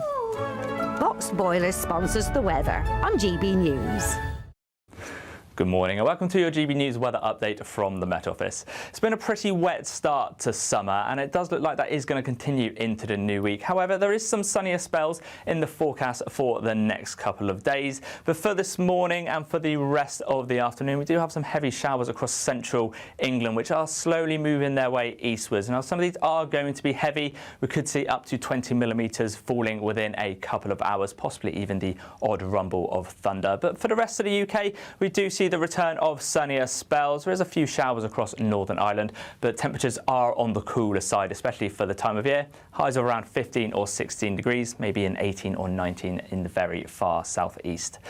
But through this evening, some of these showers may linger through the evening across East Anglia and Kent, but elsewhere we will get some nice evening sunshine for much of England and northern Wales. We do have some showers which can be heavy across Northern Ireland as well, and they are moving in towards western Scotland. Further towards the east, we will see some evening sunshine here too. 1 or 2 showers dotted around, but they are moving their way off towards the North Sea as well. Now, as we go through the overnight period, you'll see the swirl of cloud and rain up towards the northwest, which is bringing these showers towards the western half of the UK. Some of these could potentially be heavy, but clearer skies out towards the southeast. Here we could see temperatures dipping into those mid-single figures, so it will feel rather chilly to start Tuesday. But as the sun comes up, it will be a nice start. But as we go through the day, showers will develop for pretty much everywhere as we head through the morning and into the afternoon. Some of these are likely to be heavy, chiefly across the northern half of the UK, and we could potentially see some thundery outbreaks as well. It's still on the cool side, temperatures around the mid-teens, so it's a couple of degrees lower than the June average. Expect warm spells with the odd rude interruption. Boxed Boilers sponsors the weather on GB News. Well, still to come on the programme, the son of the British couple detained in Iran on espionage charges joins us live. That's next here on GB News Breakfast with Ellie and Mark. At GB News, we love to hear from you, our loyal community. So drop us a line at gbnews.com/yoursay. There you can talk to each other and also to the presenters live on air. gbnews.com/yoursay, because GB News is your channel, Britain's news channel. Bold. They are under no illusion. Ray, are you a human trafficker? Boundless. I've had enough of the nonsense, and I'm not afraid to say it. Don't get us on the BBC. Every weeknight, I tear through the headlines. The smell of gasoline. Should we be worried about it? From Westminster madness to cultural war chaos. What I'm going to do now, they are throwing things out the car as we speak. Get ready, Britain. Here we go. Patrick Christie tonight, weeknights from 9 p.m, only on GB News, Britain's news channel. Britain deserves a newsroom that puts the facts and your voice first. Well, and that's what you get on GB News. Lively debates, lively conversation. And we're not afraid to hold power to account. and each other. So join me, Andrew Pearce. And me, Miriam Cates, for Britain's Newsroom, weekdays from 9:30 on GB News. Do you trust what you're being told? Good, because neither do I. Those are just facts. I'm Alex Armstrong, and on my show, we'll expose the spin. Well, I want to answer that because you didn't let me last time, because you always speak over me. The broken promises. To deny that is denying the truth. And the hypocrisy. Needs to stop. You think we can allow? Politics, policy, parliament. Nothing is off limits. No sugarcoating, no fear of offence, just the truth laid bare. Tune in every Saturday and Sunday at 9 p.m. for Alex Armstrong Tonight, only on GB News, Britain's news channel. Hi, I'm Michelle Dewberry, and my show is your opportunity to cut through all the noise and dive in headfirst to some robust debates. Ideas clash. Situation, isn't it? Because the failure is you're deliberately avoiding my point. Nothing's held back, And if you think this is the end of it, wait for more. and we do not shy away from the difficult stuff. Sometimes I want to shake people and say, if only you understood. So join me on Jubes & Co. weeknights at 6 p.m. only on GB News, Britain's news channel. Some people enjoy lazy Sunday mornings, but not me. What's the truth of the matter? So that's a very live question. Would you support him if he waters down these plans? Before the spin sets in, I'll be getting to the truth. This is personal. No soft questions, no easy answers. It's one thing if the state has rules in this country. It's another thing whether the police and others actually police them. Setting the agenda and holding those in power to account. You can't really blame her if the system is set up this way. You will not want to miss it, trust me. The Camilla Tominey Show, Sundays from 9:30, only on GB News.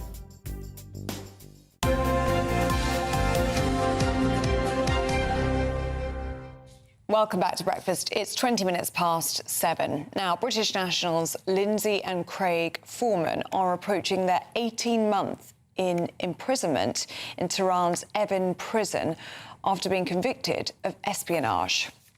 Well, their family is now calling on the British government to provide an urgent explanation as to why potential avenues for the release are not being pursued, with their son Joe calling for a prisoner exchange. Well, I'm delighted to say that Joe Bennett joins us now on GB News Breakfast. Very good morning to you, Joe. How are your parents? Tough to know. We still haven't spoken to them both directly. We get fractured information through, as I say, from their lawyers, from third-party family members who've got detainees in Evin. So it's tough to know, but they seem to be coping. It's getting to the really worrying stage now. You know, Craig is 4 weeks into a hunger strike, and speaking to Richard Ratcliffe, this is the time where it starts to get quite detrimental to the health.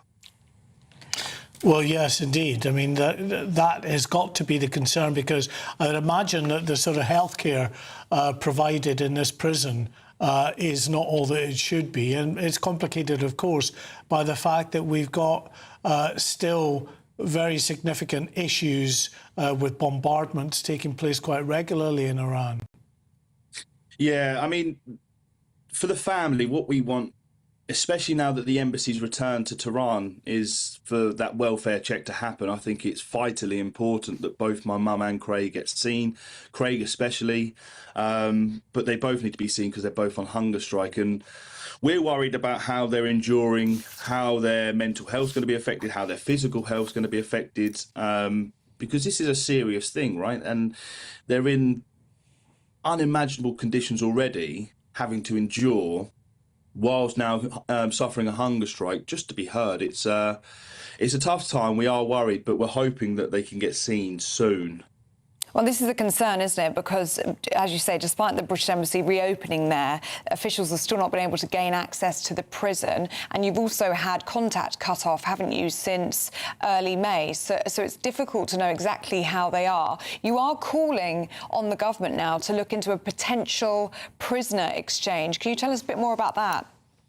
Yeah, absolutely. I mean, there's a gentleman that's come up repeatedly, and I think, you know, the reporting that came out suggests that this Richard John is not a random side issue, but it is a possible diplomatic lever. Iran has been signalling it for years. This name was mentioned at the back end of Nazanin Zaghari-Ratcliffe's case. You know, the family's argument is that if Tehran has repeatedly, you know, raised Jan's case, and that the UK should at least treat his deportation or transfer as a serious option, but they seem to be very reluctant or dismissive, of it at the moment, which is, you know, quite strange to hear. And we know, of course, that people have said, you know, why on earth were they travelling through a volatile country like Iran? But they had all the proper visas, documentation that was granted by the Iranians. It should have been an unhindered passage for them. It should have been. And listen, I ask myself the same question. I'm only human. I said this before, like, you know, those thoughts run around your head. But it's as you say, they had all the means to be able to travel through the country. They were supposed to be travelling through for 4 days. You know, we need to be looking at the perpetrators here, not the victims. And I think the one thing that we want to make sure that the government's doing, that it doesn't look like it is at the moment, is exploring all options to get, you know, my parents home. As you say, they've been there for almost 18 months.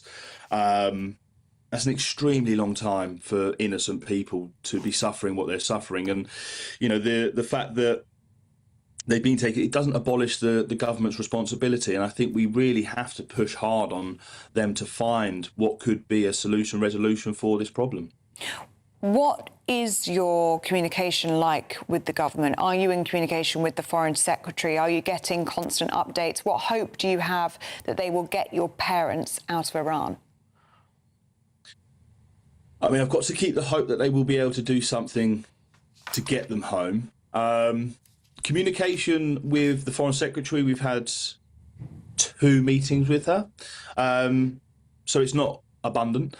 We do get a lot of contact from the civil servants within the Foreign Office. I can't grumble at the people that we deal with day to day, and I feel sorry when I take, and it's never directed at them, right? But so the communication, I have to be honest, is more emotional support for the family, I mean, like emotional sponge.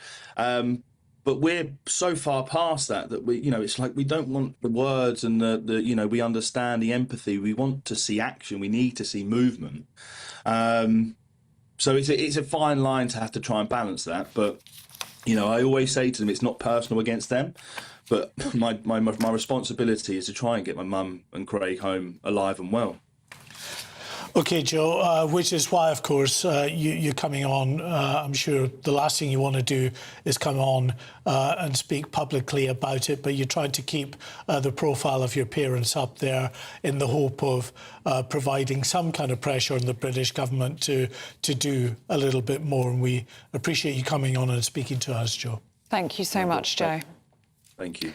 I think that's a very fitting moment, isn't it, to go to our daily reflection. The GB News Daily Reflection.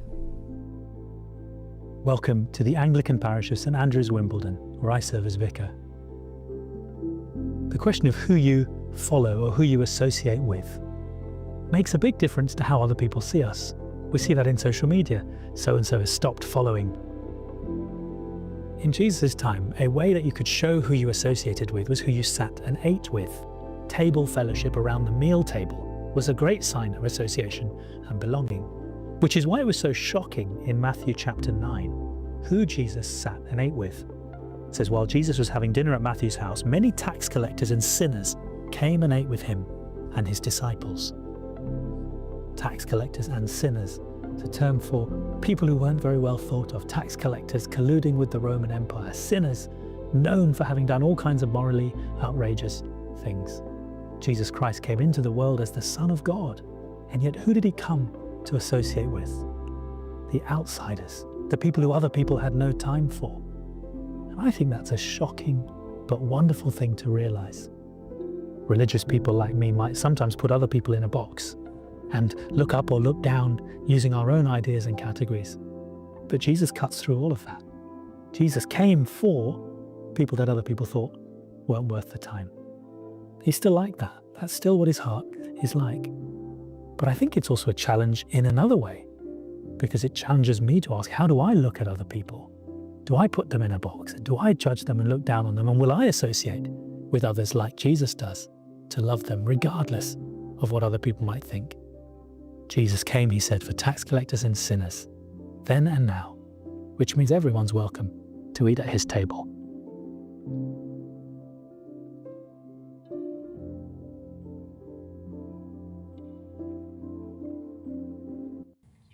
That's a daily reflection to start this week and this day.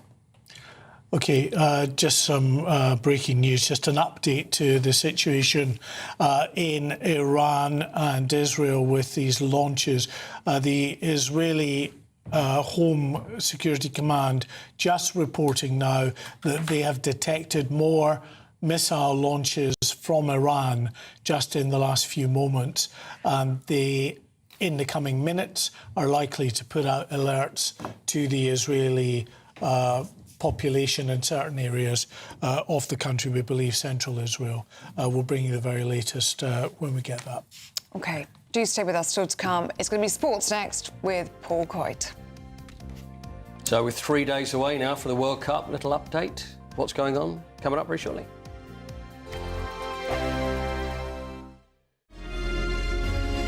Thank you, Britain, for the thousands of you who are becoming friends of GB News each and every week.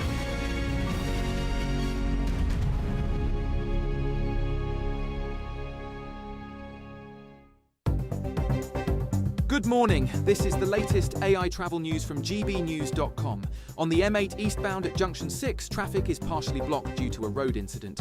In Wigan, the M6 northbound between junctions 25 and 26 has a serious collision with 3 of 4 lanes closed, causing 30-minute delays.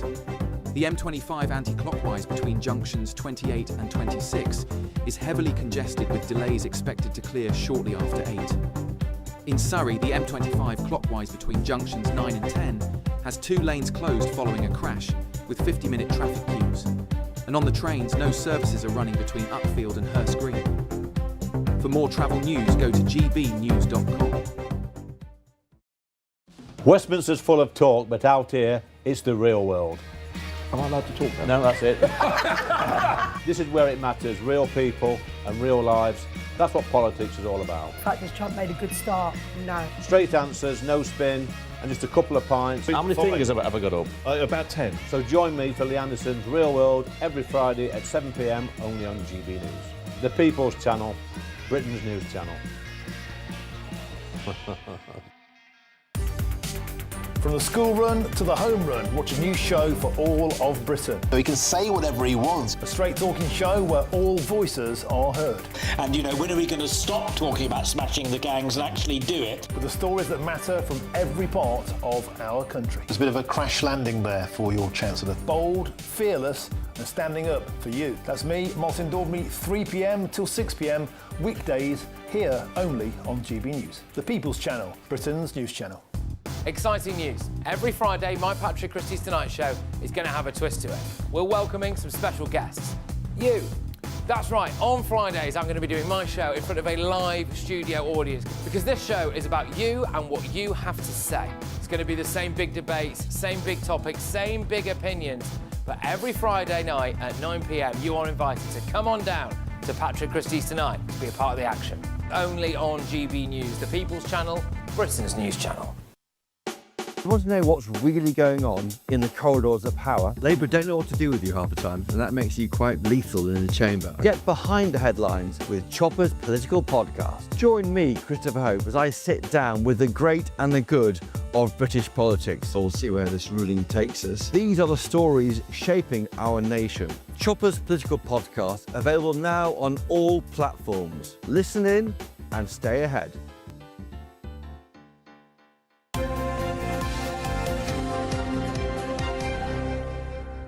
Welcome back. It's sports time. Paul Coyte's here with us. Morning. Morning. The World Cup starts on Thursday. I'm excited. It does. Very excited. Very excited. And the thing is, I'm trying to work out timings and everything because some of them are going to be through the night. That's the worst aspect. Really. I think for a month, I'm probably just going to have to be awake for the whole time. I have a feeling that's what's going to have to happen.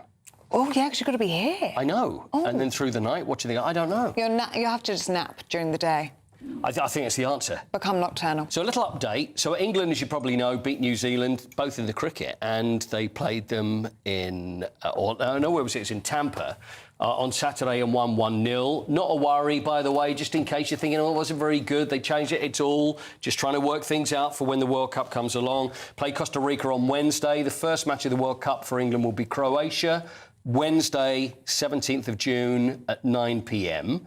By the way, you didn't see the England team sheet, did you? Did you see what went up on the screen? No. Have a look at this. Who says the Americans don't know anything about football, for crying out loud? Now, if you look very carefully, you can see, right, they've got Jordan Pickford, right, as number 1. And then instead of Esri Konsa, they've got John Konsa. Nico O'Reilly, they've got that wrong. Harry is just Harry on his own. That's Harry Kane. They've got Marcus Stones, which is either Marcus Rashford or John Stones. Jordan Gay, so there's either Mark Gay or Jordan Pickford. Anyway, it goes on. Cobby, they've got the whole lot wrong. You think, really? Yes. Very unprofessional, I'm sorry. Jarrell Rashford and Jed Bellingham. And honestly, it's just like they've played around with all the names. But anyway, that was on the screen, so hopefully things will be better once the World Cup gets going. Well, let's hope so. By the way, Harry Kane, our greatest... Who we adore. We do adore. And I've made a GB News Originals all about Harry Kane, and we're joined by his first ever coach as well. And you can find that if you go on YouTube, GB News Originals. Do have a look at it because it's very interesting. It's pretty much my love letter to Harry. Oh, we do love him. Yeah, and it is. And it's the story of Harry Kane and how he started. So if you want to see that, YouTube, GB News Originals, you find it on there. It's called 3 Goals from History. Do you think we'd get him on? Harry? The show? Yeah. Yeah, won't be a problem. We'll join him tomorrow. Yeah, I think it'd be a great... Yeah, I think it'd be great. Cool. Yeah. Let's have a Are chat. you doing one on Scotland? Yes, I've got one on Scotland, actually. Ah, right. See, I heard the way you said that as if to say, oh, doing one on Scotland, are you? Yes, we are. My accusatory tone. 1978, the story of Scotland going to the 1978 World Cup. With Ali starting army. Exactly, and Alan Ruff is the guest. I remember it well. It is fantastic, so that comes out next week. Oh, there you go. Now, Scotland beat Bolivia 4-0 on Saturday. First game, they're playing Haiti. So get this, 2 a.m. And that's Sunday night, whether you're going to stay up. So whether you say Monday morning or Sunday night. But that's... Yeah, no, I am. I'm on holiday from Friday evening, going up to Glasgow for a wedding. Ready to go. And then I'm in full sort of World Cup mode after that. Fantastic. For 3 whole weeks. Oh, you've timed it well. One of your favourites, Keely Hodgkinson. Also love her, ran yesterday. 800 metres. There's good news and bad news in the 800 metres. So great news is that Keely Hodgkinson set a new personal best, a new British record, as she's going for a world record of 1:54.33. But the bad news is she actually got beaten by Swiss athlete Audrey Vero. Where did she come from? Third fastest 800-metre run ever, Audrey ran, 1:53.98. So we've got Keely, who's going to be going for the world record, but now there's a new runner in town who may also be going for it as well. So that was in the Diamond League yesterday. And finally, very brief one for you, the Pope. Who would you think the Pope would be supporting in the World Cup? USA. It's got to be a Latin American team. Well, you'd say USA, wouldn't you, because he's from Chicago? Because he's from Chicago. Doesn't he hail originally from... Well, he spent time in... He always said that Peru he would support over the USA, but Peru aren't in the World Cup. So it's not Peru. And Italy. Also, you'd think Italy but Italy aren't in the World Cup either. Oh. But he was asked, and this is what Pope Leo had to say. Is it England? Is it Scotland? World Cup, soccer World Cup, are you going to support the US? I would certainly support the US. I don't know how many games I'll be able to see, but you'll be there watching. The best. Yeah. Okay. So kind of yes. I think he was taken a bit by surprise. Oh. So the USA. I will certainly support the US. I think begrudgingly. Yes, possibly. Don't tell Donald Trump. Yes, don't say that. But I think he was asked about Real Madrid versus Barcelona, and he said, I support all teams. So of course he does. He's the Pope. It's very papal. It is very papal response, yes. Just support everybody in all things. Yes, it has in all ways. Yes, yes, exactly. and always. Yeah. Well, every now and again. OK. OK. That's all I got for you. Paul, thank you. Talking cricket in and out. And Mark, you've got some breaking news for us, haven't you? Yeah, just an update on the situation in Israel with another wave of Iranian ballistic missiles heading towards, at the moment, northern Israel, but they've also put central Israel under a potential for alert. The sirens, as we speak, currently sounding around the northern Israeli city of Haifa and elsewhere in the north of Israel. Any developments, of course, we'll bring them to you. Mark will bring them to you here on GB News Breakfast. Now, do stay with us still to come. Britain's national debt is growing at a concerning rate. Christo Fufas and India McTaggart have all the details on that and much more in the papers next morning, you too. But first, here's a forecast across Europe. Can't wait to get in that sea. Lovely and warm. Just like the feeling of having great travel insurance. All Clear Travel Insurance sponsors GB News Travel Destinations Forecast. If you're looking to get towards the Mediterranean this week, we've got some nice and hot weather for most places. There are a few showers around for Turkey and mainland Greece, but lovely sunshine for much of Italy. Temperatures up in the 30s as well. Again, some lovely sunshine for mainland Spain. A few showers up towards the north, but for Madeira and the Canary Islands, we do have this northerly wind bringing in near the 30s. All Clear Travel Insurance sponsors GB News Travel Destinations Forecast.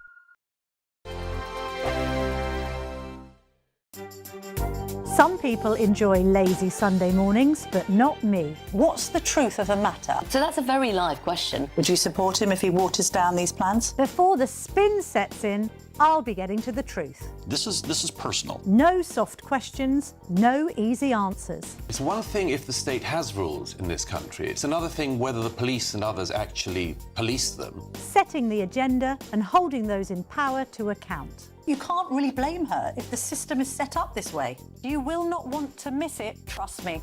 The Camilla Tominey Show, Sundays from 9:30, only on GB News. Good afternoon, Britain. Weekdays from midday. Hello, Tom. Who's this? I don't know much about you, but I've seen you on TV and I don't think I like you. Only joking, give us a hug, mate. Oh, amazing. Hello. Oh, fantastic.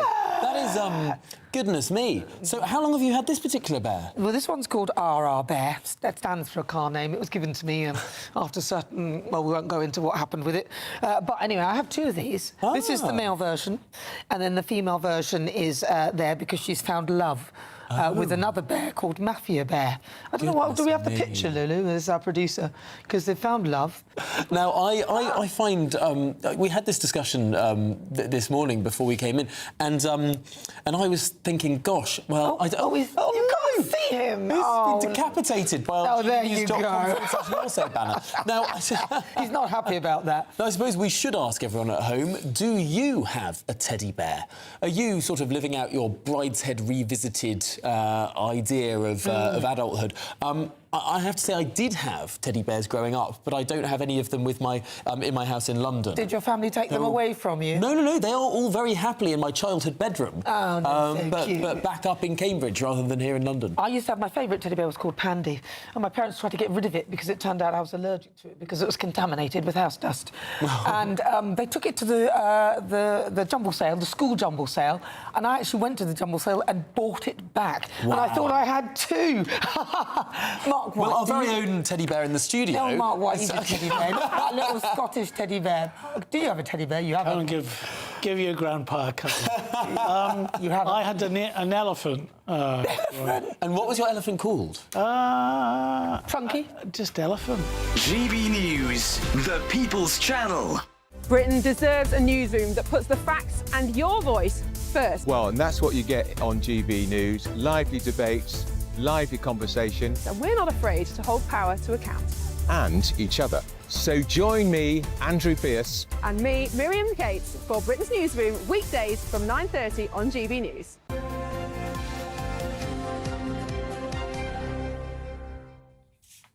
OK, just before we cross to newspapers, want to bring you an update again on the situation in Israel. Hopefully we've got images of Tel Aviv live this morning, where the sirens have just sounded If you just have a listen to this is the sirens sounding just a minute ago.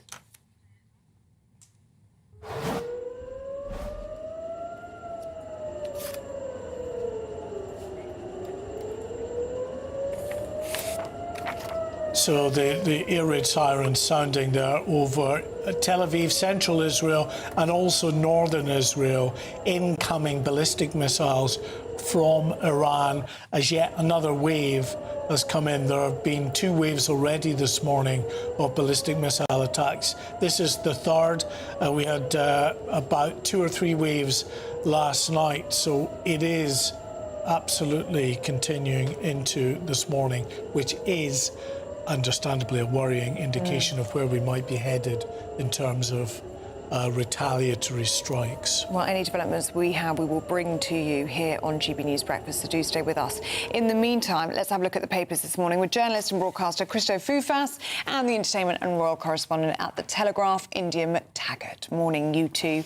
Christo, this one would have caught many people's eye this morning. The police watchdog says DEI has not gone far enough. Yes, I just want to juxtapose this with actually another story which is in the Times this morning as well, because you're quite right. Front page of The Telegraph, a police boss from the race watchdog, Abimbola Johnson, says that tackling racism has been too slow, too inconsistent, too poorly embedded. And she's warned, actually, that because of the controversy around Henry Novak's death, murder, we risk throwing away improvements in anti-racist policing. Now, just oppose that with the Times today, which is saying that police forces have actually spent tens of millions of pounds on equity and inclusion training initiatives. £50,000 on a black community distrust timeline. I don't even know what that is. £7,700 to a speaker who complained of white supremacy in law enforcement. So you've got this head of the race watchdog saying, look, it's not gone far enough. Meanwhile, figures coming out saying actually millions and millions has been spent on this already, and all of these sorts of initiatives. And it does sound like many of these initiatives, rather than being about people being equal in the eyes of the law, are about telling people constantly who are not from ethnic backgrounds, you are racist, before you even start. And I'm not sure when it comes to the fight for equality, that is what anyone perceives to be the way in which you go about it. India, in the past, obviously there were definite issues and people probably did need to be just made aware of issues around race. We've moved well beyond that now. Isn't it time to just dump DEI? I don't know if it's time to dump DEI. I mean, I do think, as you said, that extensive progress has been made. As, you know, Christo pointed out, lots of money has been put into this. I think for her to choose right now to sort of say we're not doing enough when there is this growing furore over police race guidance suggesting that ethnic minorities should be treated differently to white people is not sort of going to bode well with the public's anger over how the Henry Novak case went. So I think that, you know, the Shadow Home Secretary, Chris Phillip, his comments after she made this announcement saying it's shocking that after everything that has happened, Miss Johnson is still trying to justify treating people differently based on their race. That is clearly itself racist, which is kind of the suggestion you were making earlier, is that you can't win, you know. And you also had David Lammy this weekend doing the media round suggesting that equality does not mean that people are the same, which is absolutely barking mad to say that. It's schizophrenic.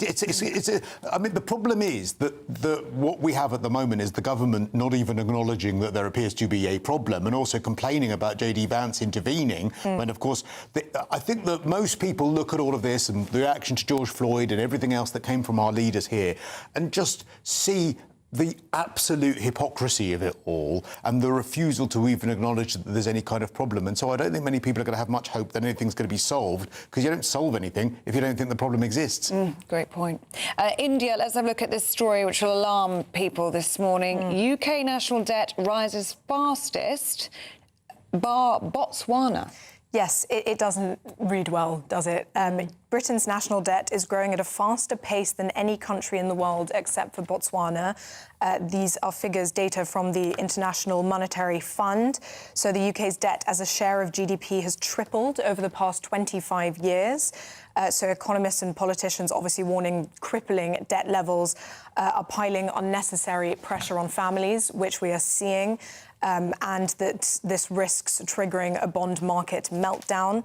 And sort of, apart from the remarkable outlier of Botswana, no other country tracked by the IMF had a worse trajectory than the UK between 2001 and 2026. So, as you say, it doesn't read well. People are dealing with crippling interest bills and just a general cost of living crisis. And it's going to fuel concerns that Britain is sort of living beyond its means. Christo, what is going on? Concerns among absolutely everyone other than, I imagine, backbench Labour MPs who will just be la, la, la, la, la, sticking their hands in their ears because, of course, what we need is cuts to public spending and policies that grow the economy. Well, none of those things go with, I think, the ideology that is being pushed by the backbench of Labour and a Labour frontbench that increasingly just want to talk to them rather than what is best for the UK. So I can't really see any of this quite depressingly changing. Mm-hmm.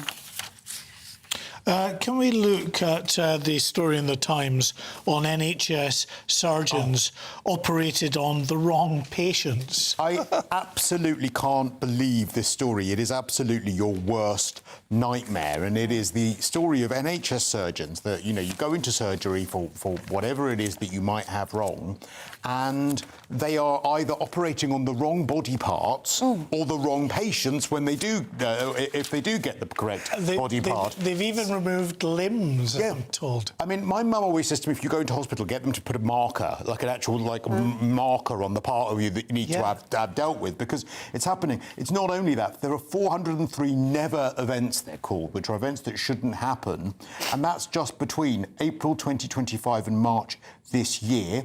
166 incidents of wrong site surgery, including 17 people who had a procedure intended for another patient. In one case, a patient had an organ or body part removed. There were 4 cases where the patient had the wrong operation altogether. Also, sometimes as well, there were some cases of surgical gloves or surgical instruments being left behind in the patient. I mean, it's almost, I don't want to be flippant about it, but it's almost like a sitcom that you would imagine this sort of thing being in some sort of sitcom, but it isn't. These are actually people's lives. Sometimes they get the wrong implant or prosthesis relating to hips or other sort of body parts. And we're told that these are never events, but these figures reveal there are 403 never events last year, so that's more than one a day. Yeah, which is... It's a daily occurrence. That's a daily event, I think we'll call that. We won't call that a never event, we'll call that a daily event. NHS has said that they are extremely rare. When they do happen, we investigate it, we take effective steps to learn from them and make improvements, but of course I don't think that'll be much comfort to someone who's got the wrong arm removed. Oh, gosh. Christo, let's stay with you and talk about something a bit happier, shall we? You'll sleep better with a pooch, but a cat won't help you nap. Yes. This is the Mail. Absolutely agree with this story. I think we should have led with this. I think we should be leading all bulletins actually going forward on GB News, that sleeping with a dog at night is good for your physical and mental health, but a cat is not. Apparently, if you sleep with your dog, you wake up in a better mood, you're well rested, you've more energy, but sleeping with a cat makes no difference at all. I'm a dog person. I love all animals. I don't want anything harm to come to cats, but I do think they're inherently evil. But dogs are wonderful, beautiful, wonderful things, and you sleep better with them. Mark will have something to say about that. He's not even looking at me. He can't look at you. One of my cats was sleeping with me last night, snuggled in between my legs, you know, and I had a lovely, comfortable But you must have sleep. a tactile cat. A lot of them aren't. I can never gauge whether a cat is going to attack me or sort of be very friendly. I don't mind them, but I just... Yeah, I think dogs are... I would rather have one of those in my bed. You will have a view. Let us know what it is. Thank you, you two. Thank you very much indeed. We should just say an NHS spokesperson said that incidents like these are extremely rare, but when they do occur, NHS trusts are required to investigate what's happened and take effective steps to learn from them and make improvements.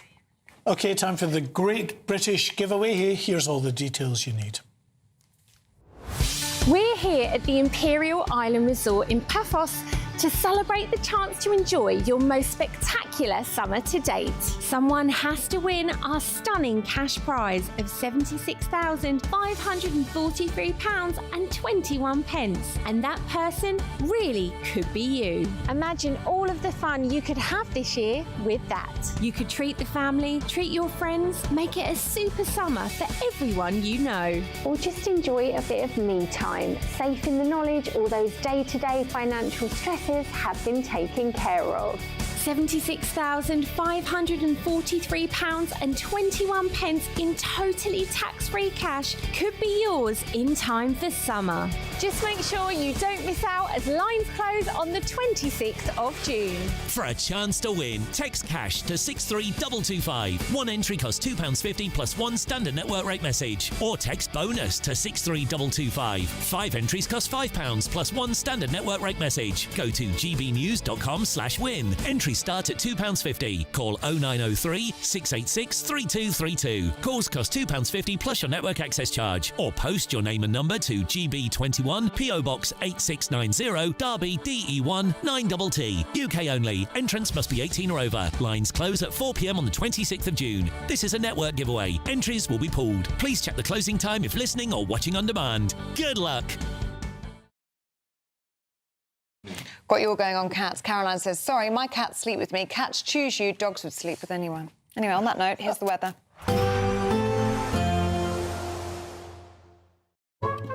Today's outlook: cool, calm and completely horizontal.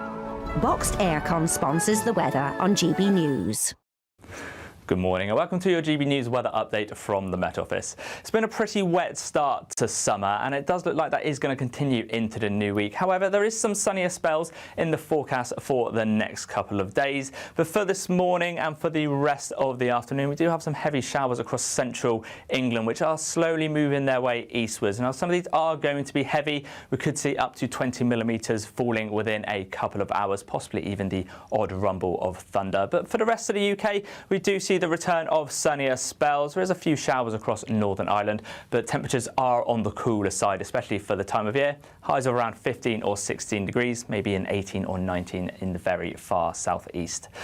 But through this evening, some of these showers may linger through the evening across East Anglia and Kent, but elsewhere we will get some nice evening sunshine from much of England and northern Wales. We do have some showers which can be heavy across Northern Ireland as well, and they are moving in towards western Scotland. Further towards the east, we will see some evening sunshine here too. 1 or 2 showers dotted around, but they are moving their way off towards the North Sea as well.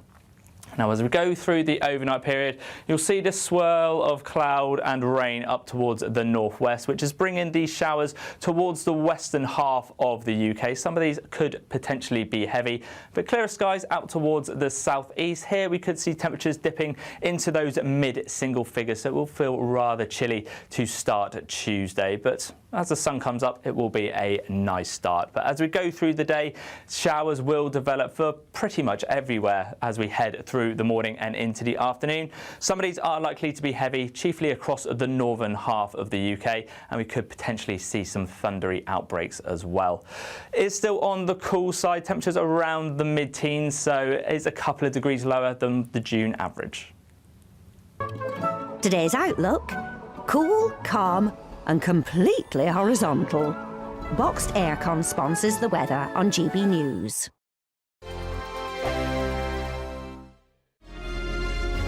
Thank you, Britain, for making GB News Radio such a huge success. Whether you're in the car, on the go or listening at home, thank you for choosing us as your radio station. Good morning. This is the latest AI travel news from gbnews.com. On the M8 eastbound at Junction 6, traffic is partially blocked due to a road incident. The M4 eastbound near Capel Llanilturn has congestion. In Wigan, the M6 southbound between junctions 27 and 26 sees a collision closing 2 lanes, with 40-minute delays expected. Essex reports severe congestion on the M25 anti-clockwise between junctions 28 and 26, delaying drivers by 90 minutes. And on the trains, expect disruption on ScotRail services between Glasgow Queen Street, Springburn or Cumbernauld. And no trains are running between Hurst Green and Uckfield on Southern. For more travel news, go to gbnews.com. £76,543 and 21 pence in tax-free cash could be yours this summer. That's totally tax-free cash to spend on anything you like. And remember, because it's totally tax-free cash, you'll get to keep every single penny. For a chance to win, text cash to 63225. One entry costs £2.50 plus one standard network rate message. Or text bonus to 63225. 5 entries cost £5 plus one standard network rate message. Go to gbnews.com/win. Entry start at £2.50. Call 0903 686 3232. Calls cost £2.50 plus your network access charge. Or post your name and number to GB21 PO Box 8690 Derby DE1 9TT. UK only. Entrance must be 18 or over. Lines close at 4 p.m. on the 26th of June. This is a network giveaway. Entries will be pulled. Please check the closing time if listening or watching on demand. Good luck. Late night TV shows, we're giving you a front row ticket to the centre of the political universe. Because breaking news doesn't wait for the morning. And neither do we. Join us for one of the most controversial and volatile times of politics in human history. A very big story. Big story over here. You won't get this anywhere else. The Late Show live at midnight, every night. Only on GB News. Bold. They are under no illusion. Ray, Are you a human trafficker? Boundless. I've had enough of the nonsense, and I'm not afraid to say it. Don't get us on the BBC. Every weeknight, I tear through the headlines. The smell of gasoline. Should we be worried about it? From Westminster madness to cultural war chaos. What we're going to do now is they are throwing things out the car as we speak. Get ready, Britain. Here we go. Patrick Christie tonight, weeknights from 9 p.m. only on GB News, Britain's news channel.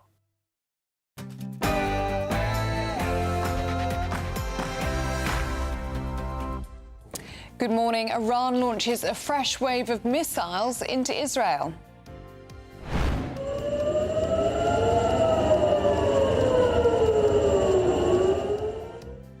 Well, sirens are being heard over the skyline of Tel Aviv again this morning.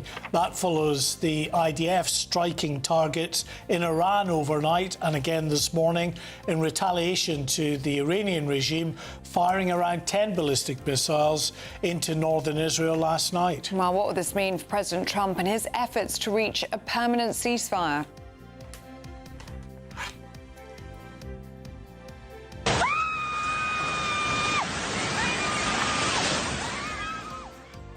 Well, absolutely shocking images there from the Philippines as a tsunami alert has been issued following a 7.8 province of Mindanao.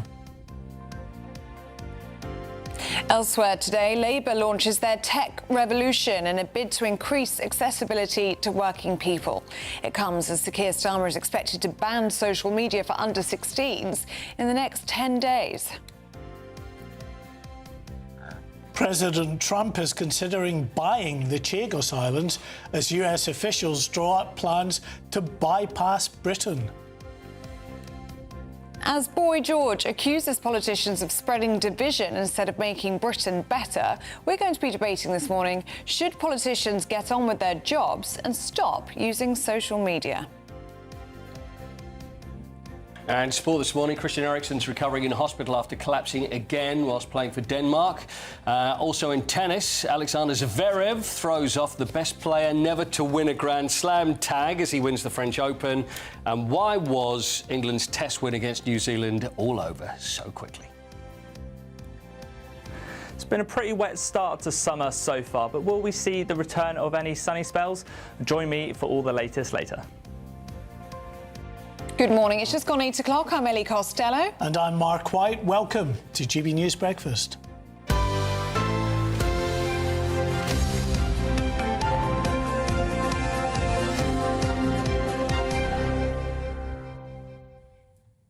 Well, Israeli Defence Forces have said a second wave of Iranian missiles has been fired towards Israel this morning. Well, this comes after Israel conducted strikes against military targets in western and central Iran, hours after Iran fired a salvo of missiles at Israeli targets in retaliation for an attack on Beirut's southern suburbs.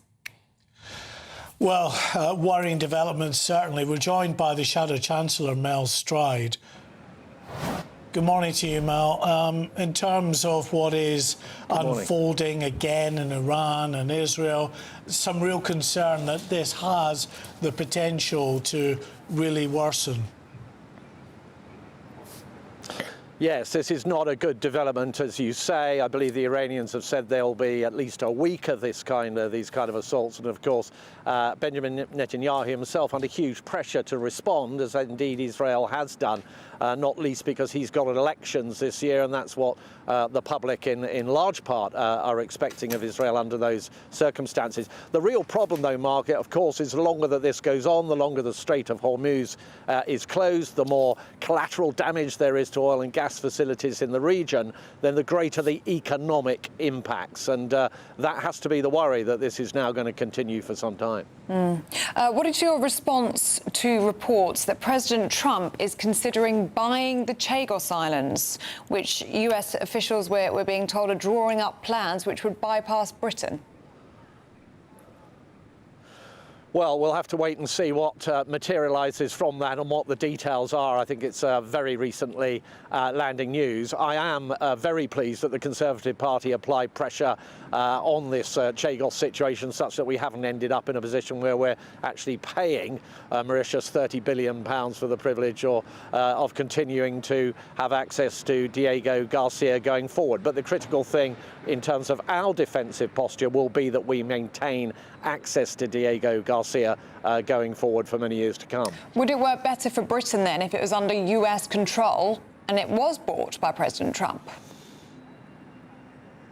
Well, I think these are sort of hypothetical and very wide questions, wide question that begs more questions than it answers. I think we have to see what it is the Americans are suggesting here, and indeed where they go with what has just literally landed in I think the last hour or so is something that the White House has been saying. But let's see what the detail is. But I think one of the most important things, as I say, is that our country needs to make sure that it has access to that base of Diego Garcia to protect our national interests. Well, talking about our defensive posture, we're hearing again that we might get the defence investment plan finally published almost a year late, later this week. Do you expect that defence is going to get what it needs to actually keep its head above water, to buy all the equipment that we need, because that's been on hold for such a long time now? Well, one of the reasons, Mark, for the delay here is that the Treasury has suddenly, it appears, sort of panicked for those looking from the outside and turned around to departments to say they've got to find some fairly significant cuts in their capital budgets to pay for the ideas or the approach that they think they're about to come forward with the defence investment plan. So none of this feels like something that's been properly thought through, which is probably why we've had the delay on the defence investment plan since last autumn. The fundamental problem is that the government has mismanaged our economy, left us in a very vulnerable situation such that it's very difficult to afford what is now clear and necessary. And the biggest thing that they could do is to get a grip of the welfare bill, get people off benefits and into work. We have shown how you could make at least £23 billion worth of savings in that area. And then you can do things like pay for defence. Then you can do things like get taxes down on businesses so that you can grow the economy. They had a chance to grip the welfare bill earlier, months ago. And of course, they didn't, because their own backbenchers were dead set against it. Yeah, that is the problem. Look, people are speculating feverishly about what's going to happen to the Prime Minister. Is he going to be replaced by Andy Burnham or somebody else? The reality is the problem that we have with the government is not who's leading it. It is the fact that the parliamentary party, the Labour parliamentary party, are not prepared to take the kind of bold and sometimes slightly tough decisions to get our country on the right economic footing. And as you say, the first whiff of cordite when it came to gripping the welfare bill, they all turned for the hills and ran away from it. And we are now spending about £1 billion a day on welfare, DWP's budget. We should be spending much more on defence, much more on getting taxes down, and much more on actually getting our debt down as a country if we're to have that resilience going forward. Well, I'm glad you just mentioned debt, because this makes for very bad reading this morning. UK's national debt is rising faster than any other country in the world except Botswana. Do you accept that that is a failure of successive governments? But a lot of this happened under the Conservatives' watch, didn't it? The huge amounts of spending that took place during COVID and COVID-related fraud, something like £11 billion that cost the taxpayer. It left the public purse exposed. Well, when we first came to office, Ellie, in 2010, there was a huge level of borrowing going on, which we inherited from the previous Labour government, about £160 billion a year. So a massive piece of work that we had to do to get that down. And just before COVID, actually, we had what economists call a surplus on the current budget. So we were getting on top of that deficit. But of course, the debt was mounting up while we did that job to get the borrowing down. We then hit COVID, which, as you say, did, I think, rightly require an intervention to protect jobs. If we had not done that, we'd have seen skyrocketing mass unemployment, but we stepped in to make sure that didn't happen. Then we had the Ukraine-Russia war, which imported inflation, which had to be got down as well, and that has left a relatively high debt overhang. What the question really should be about now is, what do we do about that? We are the only party that is talking seriously about getting debt down, and that's through our golden rule. At least half of all that we save through savings across the public sector will go into paying down the deficit and therefore paying down the debt as a proportion of the size of our economy. And that is the only responsible thing to do. We're the only party talking about how we will achieve that. You've accused Labour, of course, of taxing the weekly shop. What is it that you're proposing to do with regard to business rates that might just alleviate some of the pressure on the high street? Yeah. So by controlling public spending, particularly by getting people off welfare and into work, you can use some of those savings to relieve the pressure on businesses. So what we've said is that about 250,000 predominantly high street businesses will end up under ourselves paying no rates, business rates at all. We need as a country to start recognising that if you tax businesses, and we've had the national insurance increases under this government, some of that, of course, gets passed through by way of higher prices. So when we look at inflation and you look at food inflation is running well above the headline rate of inflation. And a lot of those tax increases that the government is bringing in are being passed it through directly into the cost of people's shopping baskets. And that's something we shouldn't lose sight of. And the point that we've been making today is that the government made an announcement a while ago saying that they would be taxing online retailers and the warehouses that they use with business rates more and taking the pressure off our supermarkets. Well, we've looked at the data and that just simply isn't the case. About 2,500 supermarkets are actually falling due to what their Labour are calling this business rate surcharge. And as I say, those additional costs find their way into the cost of living pressures that people are facing. OK. Shadow Chancellor Mel Stride, always good to see you. Thank you very much. Thank you. Thank you. Right, well, we're joined by GB News presenter Andrew Pearce. Good morning. Your regular Monday morning. Yes. Tuesday. No, Monday. Monday. Yes. Monday. It's Monday Don't today. wish the week I was away, working Mark. yesterday, so Yeah. I'm confused now. It's your Tuesday. We're always my working. Tuesday. We're Yeah. always working. What a busy day. What a busy week. Prime Minister speaking today, making a major speech about how AI, he says, actually can help with employment. This has echoes of Tony Blair, I might tell you, because Tony Blair's been banging on about AI for a long time. The Tony Blair Institute has got his staff all over the number 10 machine, and so Blair will be purring with pleasure. Yes.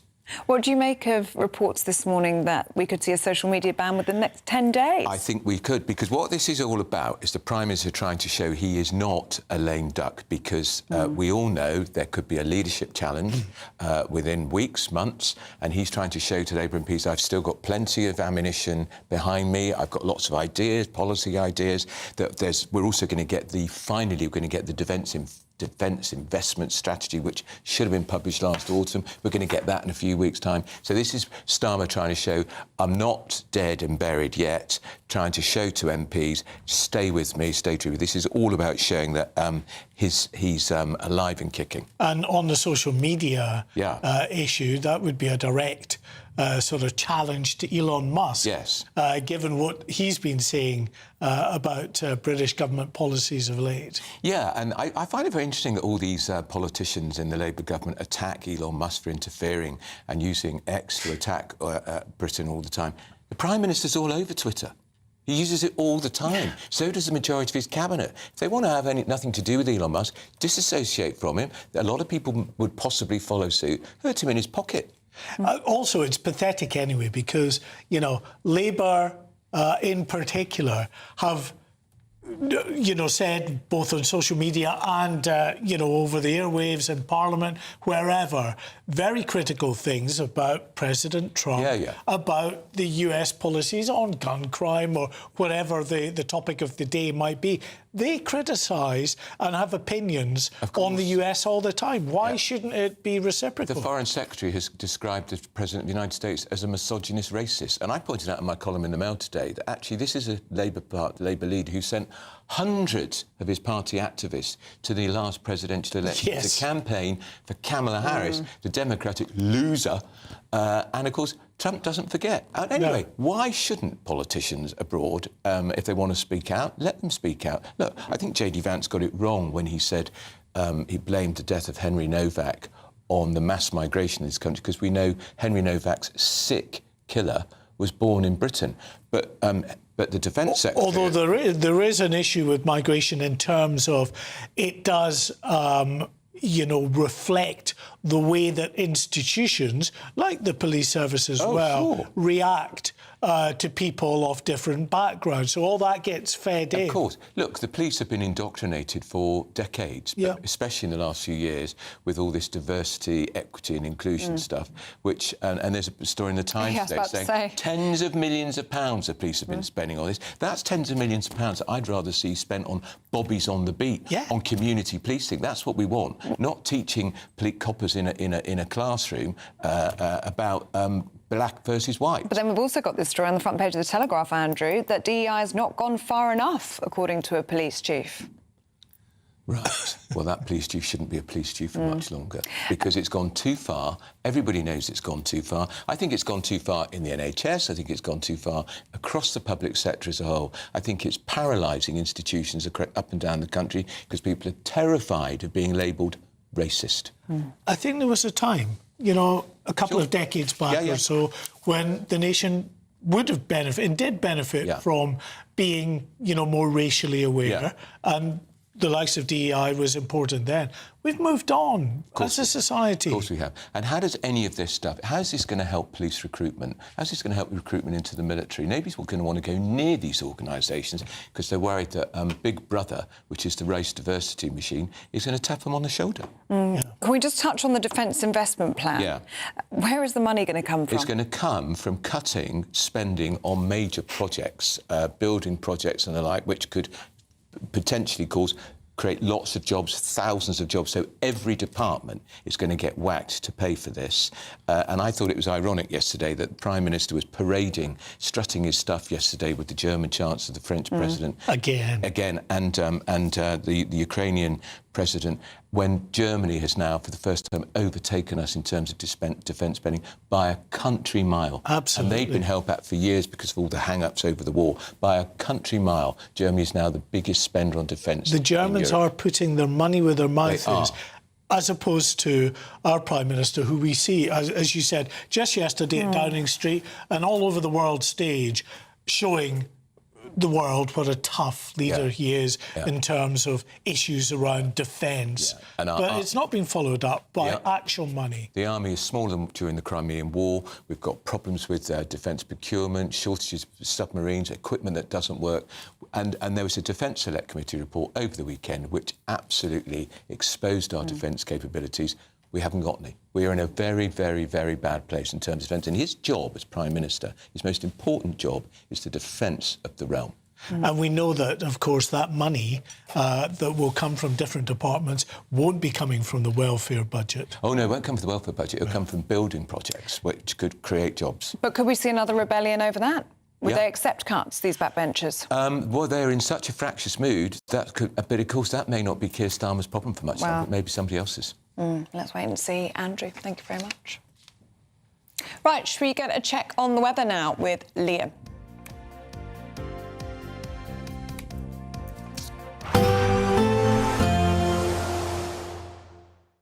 Expect warm spells with the odd rude interruption. Boxed Boilers sponsors the weather on GB News. Good morning and welcome to your GB News weather update from the Met Office. It's been a pretty wet start to summer and it does look like that is going to continue into the new week. However, there is some sunnier spells in the forecast for the next couple of days. But for this morning and for the rest of the afternoon, we do have some heavy showers across central England, which are slowly moving their way eastwards. Now, some of these are going to be heavy. We could see up to 20 millimetres falling within a couple of hours, possibly even the odd rumble of thunder. But for the rest of the UK, we do see the return of sunnier spells. There is a few showers across Northern Ireland, but temperatures are on the cooler side, especially for the time of year. Highs of around 15 or 16 degrees, maybe an 18 or 19 in the very far southeast. But through this evening, some of these showers may linger through the evening across East Anglia and Kent, but elsewhere we will get some nice evening sunshine for much of England and northern Wales. We do have some showers which can be heavy across Northern Ireland as well, and they are moving in towards western Scotland. Further towards the east, we will see some evening sunshine here too. 1 or 2 showers dotted around, but they are moving their way off towards the North Sea as well. Now, as we go through the overnight period, you'll see the swirl of cloud and rain up towards the northwest, which is bringing these showers towards the western half of the UK. Some of these could potentially be heavy, but clearer skies out towards the southeast. Here we could see temperatures dipping into those mid-single figures, so it will feel rather chilly to start Tuesday. But as the sun comes up, it will be a nice start. But as we go through the day, showers will develop for pretty much everywhere as we head through the morning and into the afternoon. Some of these are likely to be heavy, chiefly across the northern half of the UK, and we could potentially see some thundery outbreaks as well. It's still on the cool side, temperatures around the mid-teens, so it's a couple of degrees lower than the June average. Expect warm spells with the odd rude interruption. Boxed Boilers sponsors the weather on GB News. Now, do stay with us. Still to come, as Boy George accuses politicians of spreading division instead of making Britain better, we're going to be debating, should politicians get on with their jobs and stop using social media? That's up next.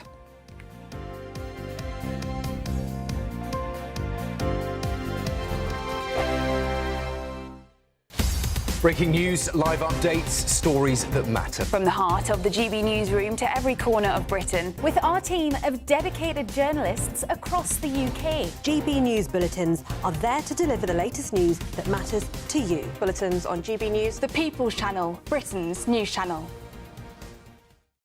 Exciting news. Every Friday, my Patrick Christie's Tonight Show is going to have a twist to it. We're welcoming some special guests. You. That's right, on Fridays I'm going to be doing my show in front of a live studio audience because this show is about you and what you have to say. It's going to be the same big debates, same big topics, same big opinions, but every Friday night at 9 p.m. you are invited to come on down to Patrick Christie's Tonight to be a part of the action. Only on GB News, the People's Channel, Britain's news channel. Welcome to Free Speech Nation with me, Josh Howard. This is the show where each week we see what's happening in the world of culture, current affairs and politics. For first of all say welcome to the UK. Oh, thank you. And we're not afraid to use our free speech so that you can use yours. It's not controversial in the slightest to anyone who hasn't lost their mind. Free Speech Nation, Sunday nights at 7 p.m. Only on GB News, the People's Channel, Britain's news channel. From the school run to the home run, watch a new show for all of Britain. He can say whatever he wants. A straight talking show where all voices are heard. And, you know, when are we going to stop talking about smashing the gangs and actually do it? With the stories that matter from every part of our country. There's a bit of a crash landing there for your Chancellor. Bold, fearless and standing up for you. That's me, Martin Daubney, 3 p.m. till 6 p.m. weekdays here only on GB News. The People's Channel, Britain's news channel. Do you trust what you're being told? Good, because neither do I. Those are just facts. I'm Alex Armstrong, and on my show, we'll expose the spin. Well, I want to answer that, because you didn't let me last time, because you always speak over me. The broken promises. To deny that is denying the truth. And the hypocrisy. Needs to stop. You think we can allow? Politics, policy, parliament. Nothing is off limits. No sugarcoating, no fear of offence, just the truth laid bare. Tune in every Saturday and Sunday at 9 p.m. for Alex Armstrong Tonight, only on GB News, Britain's news channel. I've been in Westminster for a long time, but I know that though power may be here, its effect on people's lives is across the whole of the country. We may be where rules are made, but it's where they're implemented that matters.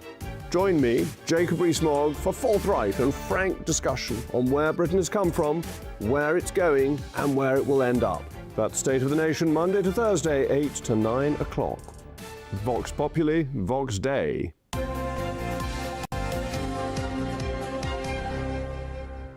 Welcome back to Breakfast. It's 23 minutes past 8. Now, Boy George is calling out politicians for arguing with celebrities and spreading division instead of focusing on building a better Britain. Yes, the pop icon said that he wants to live in a world where politicians don't care what people think about them and that politicians need to focus more on their attention or more of their attention, I should say, on the country. So that's led us to ask this morning, should politicians get on with their jobs and stop using social media altogether? Well, to debate this, we're joined by Conservative Councillor for Harrow, Matthew Goodwin-Freeman, and former editor at the Labour List, Peter Edwards. Matthew, let's start by you, with you first. I mean, obviously we've had spats just in the last week in particular over the terrible murder of Henry Novak. Is it time for MPs to give up posting controversial posts on social media? No, not at all. Social media is one of the #1 ways in which people find out about the news and what's going on. But with that comes responsibility. So politicians of all types, whether they're councillors, whether they're members of parliament or mayors or even the Prime Minister, have to be responsible when it comes to social media. And what we've seen in the backlash of the Henry Novak murder is that question about every word, every comment you have will be read and can get out to an audience far greater than you ever could knocking on doors and going to speak to people face to face. Peter, is it the only way to get the message out there? I think we talk about what is a politician's job, communicating with the public, winning support for what you do, trying to build an argument is vital. So social media plays a role in that. But we've also seen perhaps politicians getting distracted. We've seen perhaps one or two lesser lights getting into rows on social media, saying some very unkind things, which is never good, whether you're a journalist or a politician or an activist. Just arguing with people on social media is pointless. So, like all things, like sweet food, like alcohol, like going out, it depends how you use it. But we do see a bit people's judgment falling short. And I think ultimately the thing we've learned from the electoral cycle is that the public are not stupid. The public make up their mind over 3 or 4 or 5 years. And of course, there's an incredibly fast news cycle. And as someone, my first career was in journalism, I love the fast news cycle. But the public are not foolish. They make their minds up over crime, immigration, hospital waiting lists, and so on and so on. But they do that over 3 or 4 years. And I think politicians, journalists, activists, voters, we can all bear in mind that actually some controversies, particularly around popular culture, don't actually determine how people vote. Matthew, don't we get this from time to time? Isn't it mainly those on the left bleating about Nigel Farage giving some home truths? Well, I'd always say to people, if you don't like what's on social media, either don't comment or move on. No one's making you comment or get involved in the conversation. Do you remember a couple of years ago when Elon Musk took over X, then Blue Sky took over, and everyone went over to Blue Sky, announced their departure like a flight, saying, I'm leaving X, I'm going over to Blue Sky. Well, good on you. You didn't have to tell us. I think at the end of the day, social media is a tool for the modern age. Everyone is using it. Nearly everyone's on some form of social media. You would be a dreadful politician if you didn't use it. If anything, I'd urge politicians to make sure they are on it, but being responsible. At the end of the day, it takes two to tango. A politician puts the message out there, you get haters, you get trolls in the comments. It's about either biting your tongue or respectfully putting that person right in the comments, not getting into the back and forth and the debate and the argument. Peter, final word to you. Do you have to go where the people are, and the people are on social media?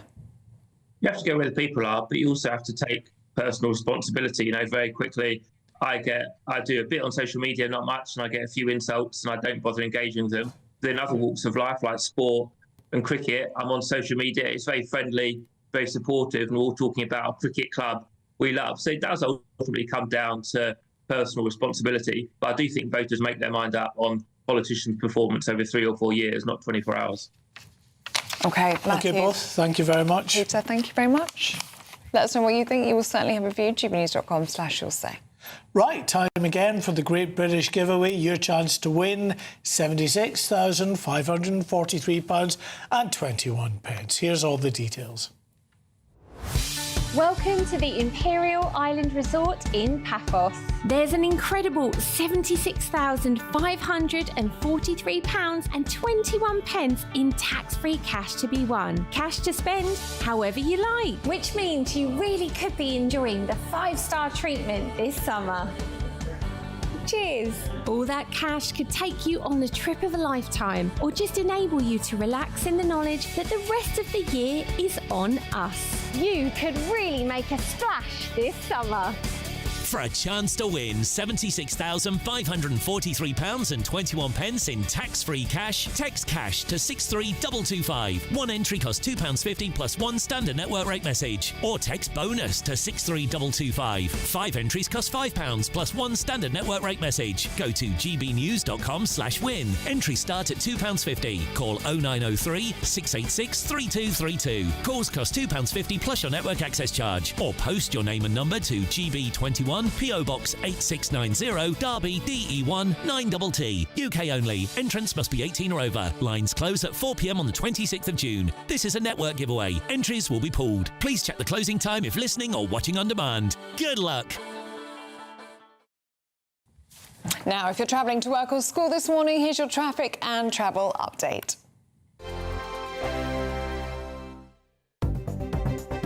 Good morning. This is the latest AI travel news from gbnews.com.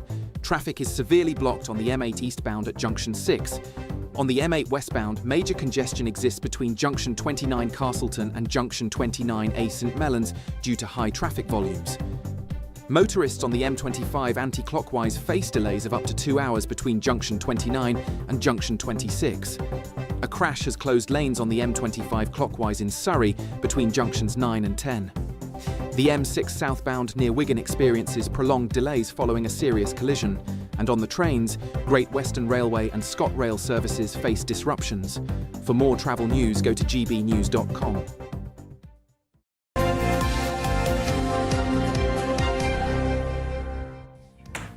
Well, still to come, Paul has your sport. Well, in cricket, England beat New Zealand, but why are 5-day tests not going 5 days, and what's wrong with the Lord pitch? So many questions, we have answers for you shortly. At GB News, we love to hear from you, our loyal community. So drop us a line at gbnews.com/you'll say. There you can talk to each other and also to the presenters live on air. gbnews.com/you'll say, because GB News is your channel. Britain's news channel. Bold. They are under no illusion. Ray. Are you a human trafficker? Boundless. I've had enough of the nonsense, and I'm not afraid to say it. Don't get this on the BBC. Every weeknight, I tear through the headlines. The smell of gasoline. Should we be worried about it? From Westminster madness to cultural war chaos. I'm going to do now, they are throwing things out the car as we speak. Get ready, Britain. Here we go. Patrick Christie's tonight, weeknights from 9 p.m, only on GB News, Britain's news channel. Join me, Nana Okoye, for an informative, interactive news programme with a difference. It's fun. No, he didn't say that, Dave. I'm so surprised. I think there's an element of truth to that. Join me from 3 p.m. every weekend, only on GB News, Britain's news channel. From the school run to the home run, watch a new show for all of Britain. So he can say whatever he wants. A straight-talking show where all voices are heard. And, you know, when are we going to stop talking about smashing the gangs and actually do it? With the stories that matter from every part of our country. There's a bit of a crash landing there for your Chancellor. Bold, fearless and standing up for you. That's me, Martin Daubney, 3 p.m. till 6 p.m, weekdays, here only on GB News. The People's Channel, Britain's news channel. You want to know what's really going on in the corridors of power? Labour don't know what to do with you half the time, and that makes you quite lethal in the chamber. Get behind the headlines with Chopper's Political Podcast. Join me, Christopher Hope, as I sit down with the great and the good of British politics. We'll see where this ruling takes us. These are the stories shaping our nation. Chopper's Political Podcast, available now on all platforms. Listen in and stay ahead. As soon as it hits 11 and the headlines come in, The Late Edition brings you the breaking news from all the front pages. because the news is going to happen. So get a head start today. Patrick Christie's tonight, Late Edition. Alex Armstrong tonight, Late Edition. From 11 o'clock every night. Only on GB News, the People's Channel, Britain's news channel. Hi, I'm Michelle Dewberry, and my show is your opportunity to cut through all the noise and dive in headfirst to some robust debates. Ideas clash. Situation, No, isn't it? no, 'Cause the because failure is- you're the failure is- deliberately avoiding my point. Nothing's held back, And if you think this is the end of it, wait for more. and we do not shy away from the difficult stuff. Sometimes I want to shake people and say, if only you understood. So join me on Jubes & Co. weeknights at 6 p.m, only on GB News, Britain's news channel.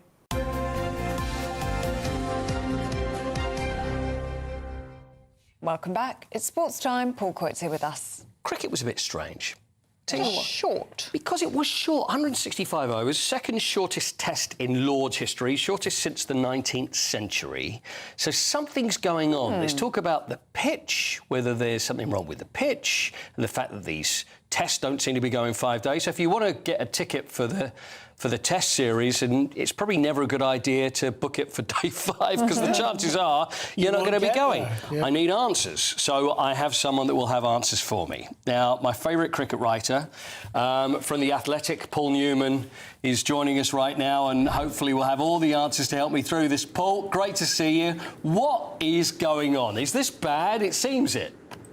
Morning, Paul. Yes, it wasn't good enough, was it? The pitch just wasn't good enough on this occasion at Lord's. You know, everything is perfect about Lord's, isn't it? It's a fantastic venue. Yeah. It's the greatest cricket ground in the world in so many ways. The stage was set on Thursday morning.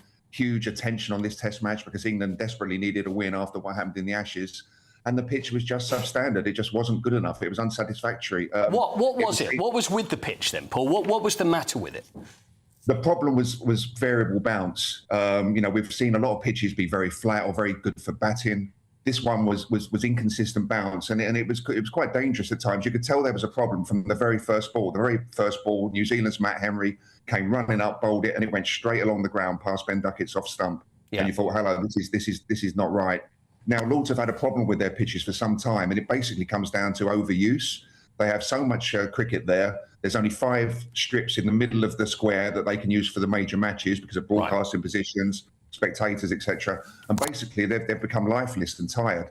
But the problem with this one, it wasn't just going flat and going and just keeping low. It was going all over the place. Balls were pitching in the same place, rearing up and hitting batsmen on the hand, or going straight along the floor. And we saw so many dismissals that way. Now, as you pointed out, so many tests are short these days, and we had two-day tests in the Ashes during the winter, one which England lost, one which they won. But the problem usually is because of modern batting, modern attention spans, too many attacking shots, batsmen giving their wickets away. That's been the problem mainly. This one was different. And Lords and the MCC were really shocked by it. They've been trying to improve their pitches. They've even been steaming them over the winter to try and Hold on now. You missed. Now, I've seen this. How do you steam a pitch? And what does that do?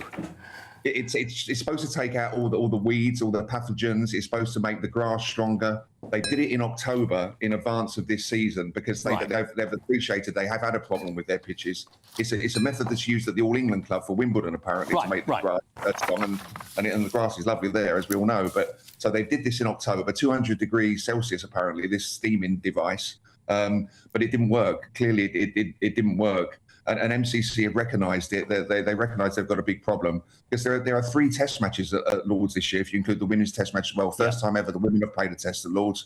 There's the Women's World Cup final. There are one-day matches against India, and they've got to sort this out. And really, there was a shock about Lords that you could see the MCC officials were looking more timid than the batters when they were sort of coming out and having to defend this surface. It's the home of cricket. Millions were lost because, as you said, it was 166 overs. That's less than 2 days' play. If it hadn't been for rain, we wouldn't have gone beyond Friday. Surely anybody, Paul, that is watching cricket, and I mentioned this as a joke, you're not going to book a ticket for day 5, are you? Because even over the last couple of years, it doesn't matter whether it's the pitch or, like you say, it's probably the way they're playing. We don't seem to get 5-day tests anymore. No, you wouldn't buy a ticket for day 4, to be honest with you. So many finishing 3, and it's a problem. I love Test cricket. It's the greatest format. So many people in this country love their Test cricket. We want to preserve it, and it's threatened by this. You can't have this happening. And this was an extraordinary case. This was different. You can't really blame any of the batsmen for the way they got out. Jacob Bethel got one that went along the floor. Other players were fending off short pitch deliveries. It was one occasion when nobody, England weren't playing their Bazball methods of the last 4 years. They weren't throwing their wickets away. MCC put out a statement last night saying they have to act quickly. Now, we know that they are experimenting with drop-in pitches, nurtured in the nursery end of the ground. Now, this is something that happens overseas, particularly in Australia. They make the pitch out the back and then drop it in the middle to try and make a surface because the square is so tired. Basically, the drainage has taken out a lot of the moisture. Modern drainage has taken a lot of moisture out of the square. So it's quite a complicated problem. But also at Lords, there's an 8-foot drop from one side to the other. So that won't help with the drop-in pitch. It's a problem they've got to sort out very quickly, and they acknowledge that, but it's no easy solution. Well, it makes sense now of why the test was like it was, Paul. Big fan, as you know. Always a pleasure to have you on. Thanks a lot for your time. Appreciate it. Thank you, Paul. Great to speak to you. Thanks very much. Paul Newman there from The Athletic. Look, so if nothing else, it's helped me with my garden as well. Yeah. Got some good tips there. I know. Your weeds. I'm going to steam my weeds. It's at 200 degrees, and you know what? Even put my trousers on the top while I'm doing it. Handy. Always handy. Very good. Thank you, Paul. See you tomorrow. Now, still to come, will Nicola Sturgeon be allowed to keep the gifts that Peter Murrell gave her, despite the fact they were bought with embezzled funds? Well, Christo Fupas and India McTaggart will have the answers to that and much more in the papers with us next. But first, here's your forecast across Europe. Dinner under the stars tonight? That reminds me of our travel insurance. You mean all clear skies? All Clear Travel Insurance sponsors GB News Travel Destinations Forecast. If you're looking to get towards the Mediterranean this week, we've got some nice and hot weather for most places. There are a few showers around for Turkey and mainland Greece, but lovely sunshine for much of Italy. Temperatures up in the 30s as well. Again, some lovely sunshine for mainland Spain. A few showers up towards the north, but for Madeira and the Canary Islands, we do have this northerly wind bringing in some cloud. But for the rest of the week, almost wall-to-wall sunshine and temperatures up near the 30s. All Clear Travel Insurance sponsors GB News Travel Destinations Forecast.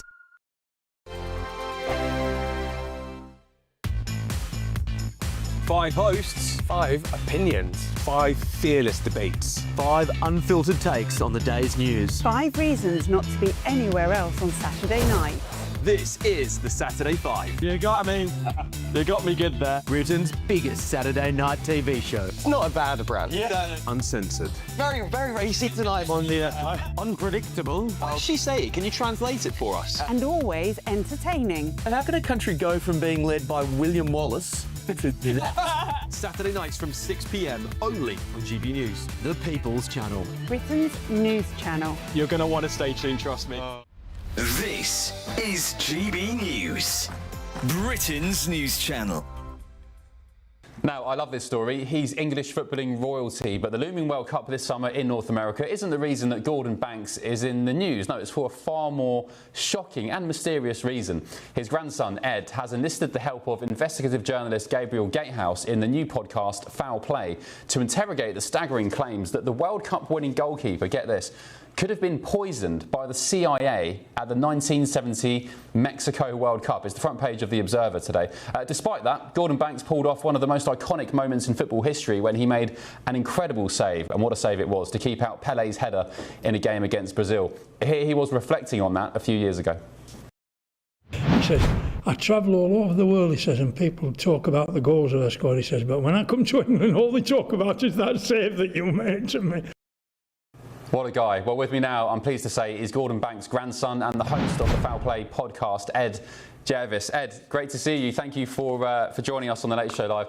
This story is fascinating, so I'll let you explain, but long story short, it was the 1970 World Cup. England were favourites alongside Brazil. England ended up playing Brazil in the latter stages of the tournament, and first of all, was it Bobby Moore got arrested for stealing a bracelet in Colombia, but then, more personally, Gordon Banks, your grandfather, suddenly went down ill, the only squad member to get ill, and he had to miss the game against Brazil, right? And eventually England were knocked out of the World Cup. Yeah, well, it was actually... sorry to correct you. It was West Germany, but the meeting. Oh no, it's absolutely fine. The meeting was all about the final, and the chat was about whether England would meet Brazil in the final. They'd played in the group stages. My granddad had made that save against Pele in the group stages. GB News, the People's Channel.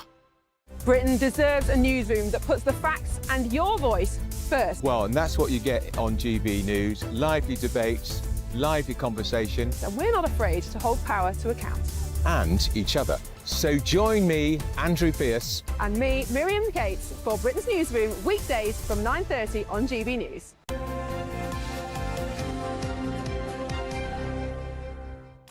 Well, welcome back to GB News Breakfast. We've been bringing you reports all morning, of course, of further missile strikes from Iran into Israel. Our reporter Marcus Donaldson has just sent us this report from Tel Aviv in a bunker.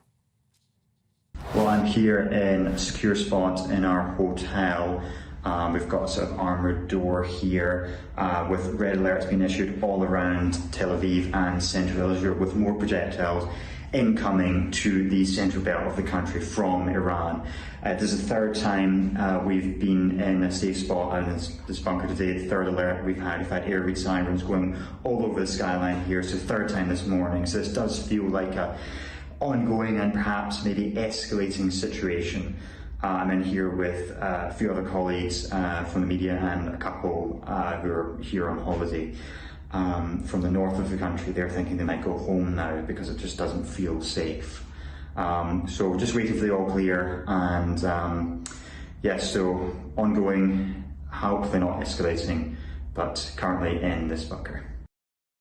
So the latest there from Marcus Donaldson. We'll continue to keep you up to date with what is happening in Israel and Iran this morning. In the meantime, let's go through the papers, shall we, with journalist and broadcaster Christo Vufas and the entertainment and royal correspondent at The Telegraph, India McTaggart. Very good morning, you two.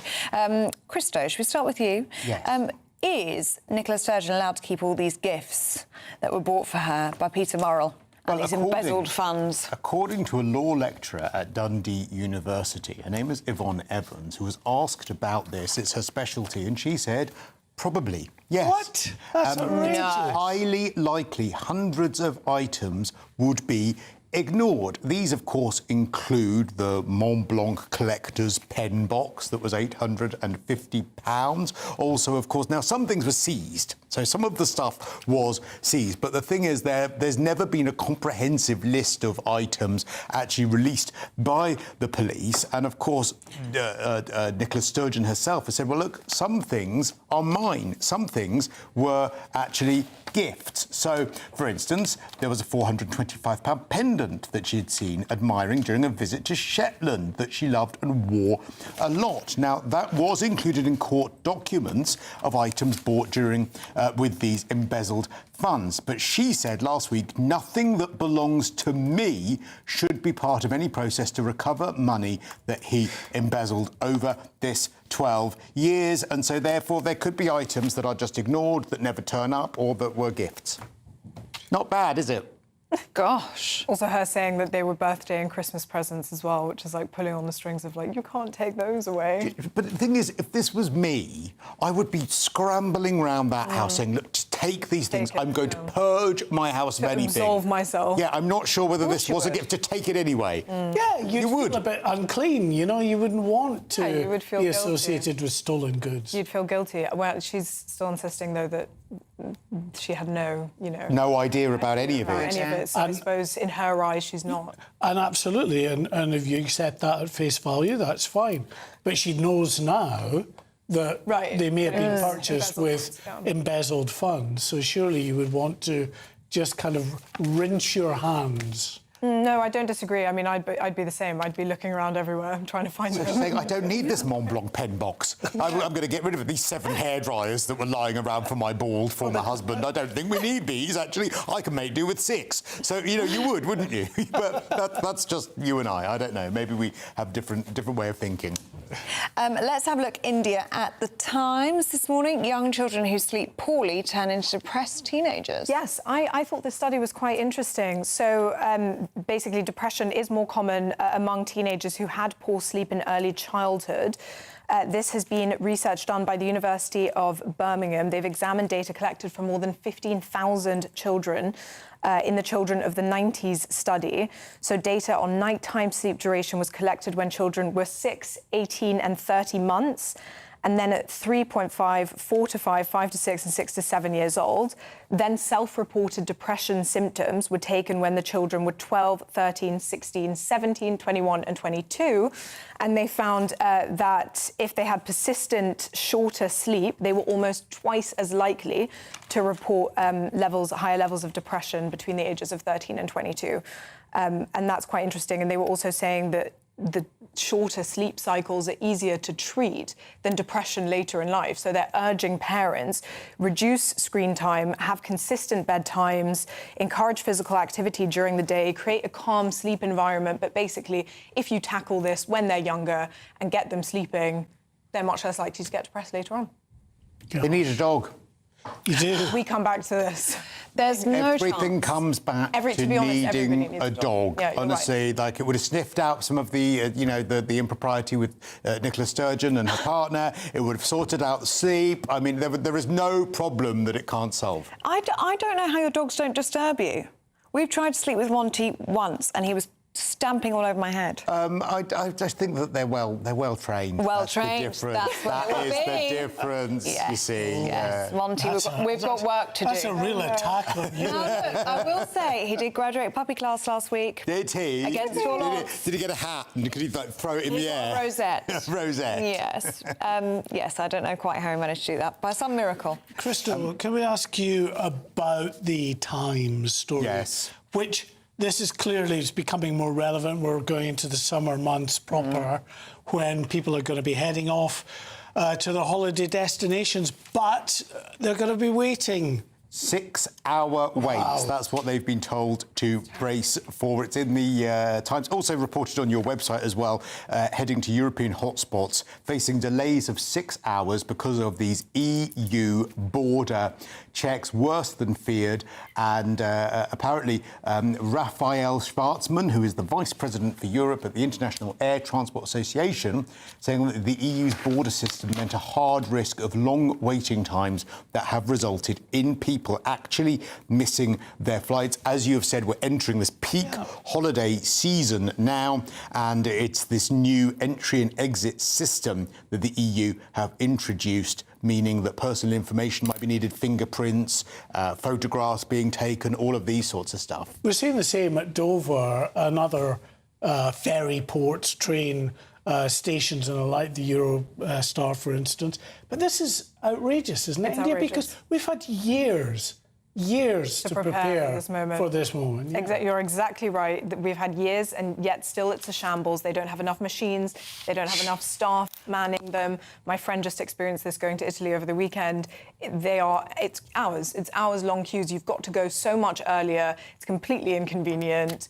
And they're just not managed well. And you're right, they should have prepared better. And in the summer, there should be some kind of grace period whereby they say, right, because there's going to be so much travel in the coming months that we should just, take this period to figure it out properly and then maybe reinstate. When I arrived in Greece last week, I got through and then the whole system went down. You'd have been going through the VIP lane. I did, and my friends were stuck, and we were all supposed to be getting a taxi together, and I said, you know what, I'll meet you there. I'll have a cocktail on the beach, you can stay in the passport queue. Oh, that was nice of you, Chris. Yeah, well, I thought I'll go to the bar for everyone. That will be, I'll get them to the bar first. Yeah, save them a spot on a sun lounger further away. Do you think there is the will, though, to make things easier for British passengers? You don't get that sense, do you, when you're No, because why would they want to make it easier if they're going to because it will mean that people will then want to leave the EU. And also, in fairness, what I will say in defence of it somewhat is that we don't want people coming here as easily either. And if it's implemented that way too, then fair enough. I'm not sure I buy this EU retaliation now, so long after the fact, because remember, these are individual countries that Greece, Spain, wherever they may be, absolutely want British tourists to come, spend their money, stay there. They want to make it surely as easy as possible for them to come in and out of their country. All they're doing is, potentially biting the hand that feeds them. I think that you've been swallowing the Remain juice there. Actually, to be honest, I probably, the Kool-Aid, the Remain Kool-Aid. Well, I don't know. First time I've ever been accused of that, but there you go. Well, anyway, India, let's have a look at prisoners being stripped of sugar rations in a drive to curb obesity. This is in the Telegraph. Yes, so I didn't know this, but there was a daily tradition of handing out sugar sachets to prisoners that ended in 2010, but a lot of prisons have kept it going. And it's sort of like, it's not really regulated, it's whatever they want to do. And because of rising obesity in prisons, they are basically winding that down. And there's concern about lack of activity. OK. OK, both, thank you very much. Thank you. Thank you for your company. Here's your weather.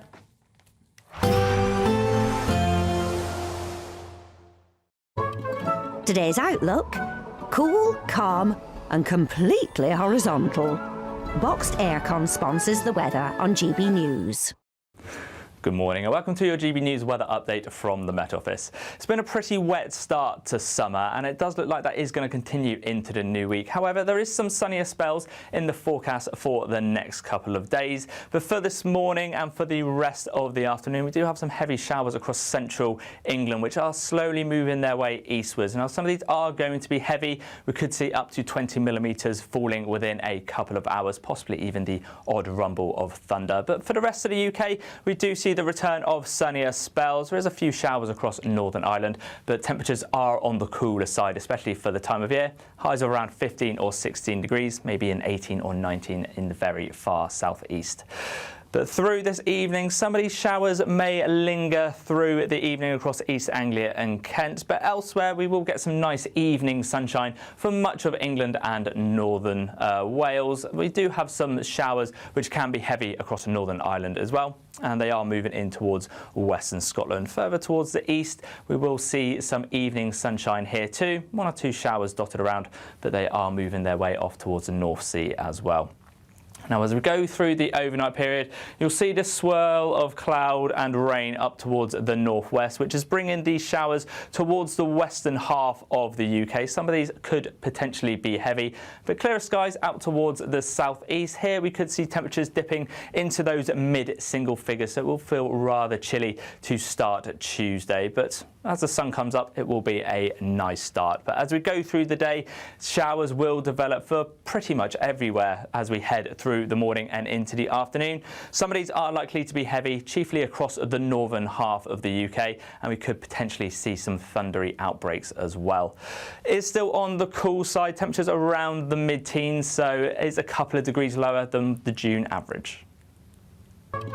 Today's outlook: cool, calm and completely horizontal. Boxed Aircon sponsors the weather on GB News.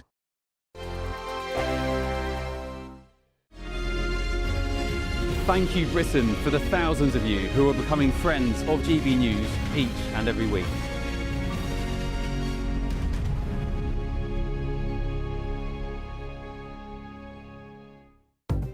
Good morning. This is the latest AI travel news from gbnews.com. On the A9 near Kildare, a road incident partially blocks the road. Congestion persists westbound on the A48M between junctions 29 Castleton and 29A St Mellons. In Devon, an accident has closed one lane westbound on the A38 between the A380 and A382. In Kent, the M25 clockwise at junction 1B has 3 of 4 lanes closed after a collision, causing an hour-and-a-half delay. And on the trains, Great Western Railway and ScotRail services face disruptions on some routes, including between Glasgow Queen Street and Springburn. For more travel news, go to gbnews.com. Are you dreaming of a ton of tax-free cash this summer? We want to make that dream come true with a stunning £76,543 and 21 pence in cash to spend however you like. Put a new car on the drive or just relax in the knowledge that this year we've got your back. For a chance to win, text cash to 63225. One entry costs £2.50 plus one standard network rate message. Or text bonus to 63225. 5 entries cost £5 plus one standard network rate message. Go to gbnews.com/win. Entries start at £2.50. Call 0903 686 3232. Calls cost £2.50 plus your network access charge. Or post your name and number to GB21 PO Box 8690 Derby DE1 9TT. UK only. Entrance must be 18 or over. Lines close at 4 p.m. on the 26th of June. This is a network giveaway. Entries will be pulled. Please check the closing time if listening or watching on demand. Good luck. From the school run to the home run, watch a new show for all of Britain. He can say whatever he wants. A straight-talking show where all voices are heard. And, you know, when are we going to stop talking about smashing the gangs and actually do it? With the stories that matter from every part of our country. There's a bit of a crash landing there for your Chancellor. Bold, fearless and standing up for you. That's me, Martin Daubney, 3 p.m. till 6 p.m, weekdays, here only on GB News. The People's Channel, Britain's news channel. Bold. They are under no illusion. Ray. Are you a human trafficker? Boundless. I've had enough of the nonsense, and I'm not afraid to say it. Don't get us on the BBC. Every weeknight, I tear through the headlines. The smell of gasoline. Should we be worried about it? From Westminster madness to cultural war chaos. What we're going to do now, they are throwing things out the car as we speak. Get ready, Britain. Here we go. Patrick Christie's tonight, weeknights from 9 p.m, only on GB News, Britain's news channel.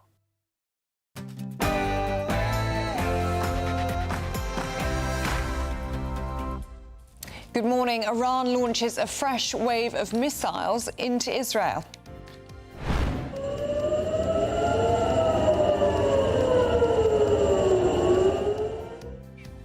Yes, sirens heard over the skyline of Tel Aviv as the IDF also struck military targets in Iran overnight and again this morning.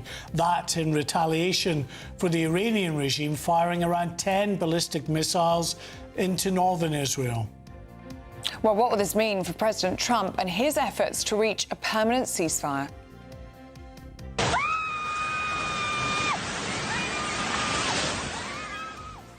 Well, absolutely shocking images as a tsunami struck the southern Philippines, a magnitude 7.8 on the Richter scale. The province of Mindanao in the southern Philippines, the epicenter for this, with at least 3 people dead, scores of injured.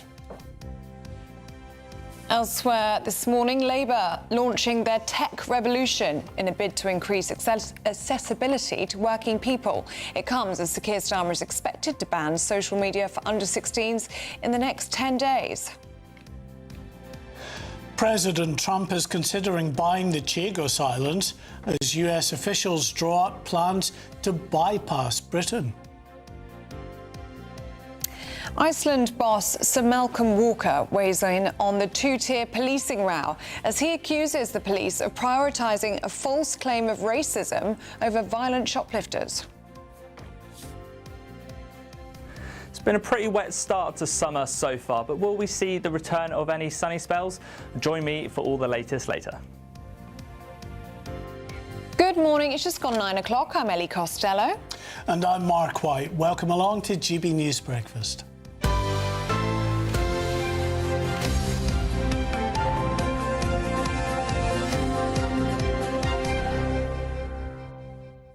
Well, we're joined now by our chief political correspondent, Catherine Forster.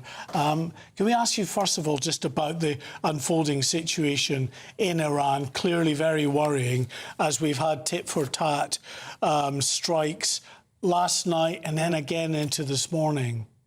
Yes, very worrying news overnight because, of course, this ceasefire had held, hadn't it, for quite a long time, and this is bad news for all our bills and, of course, for people in the region, very, very much so. I expect we will hear from the Prime Minister on this, or the Prime Minister's spokesman later on today.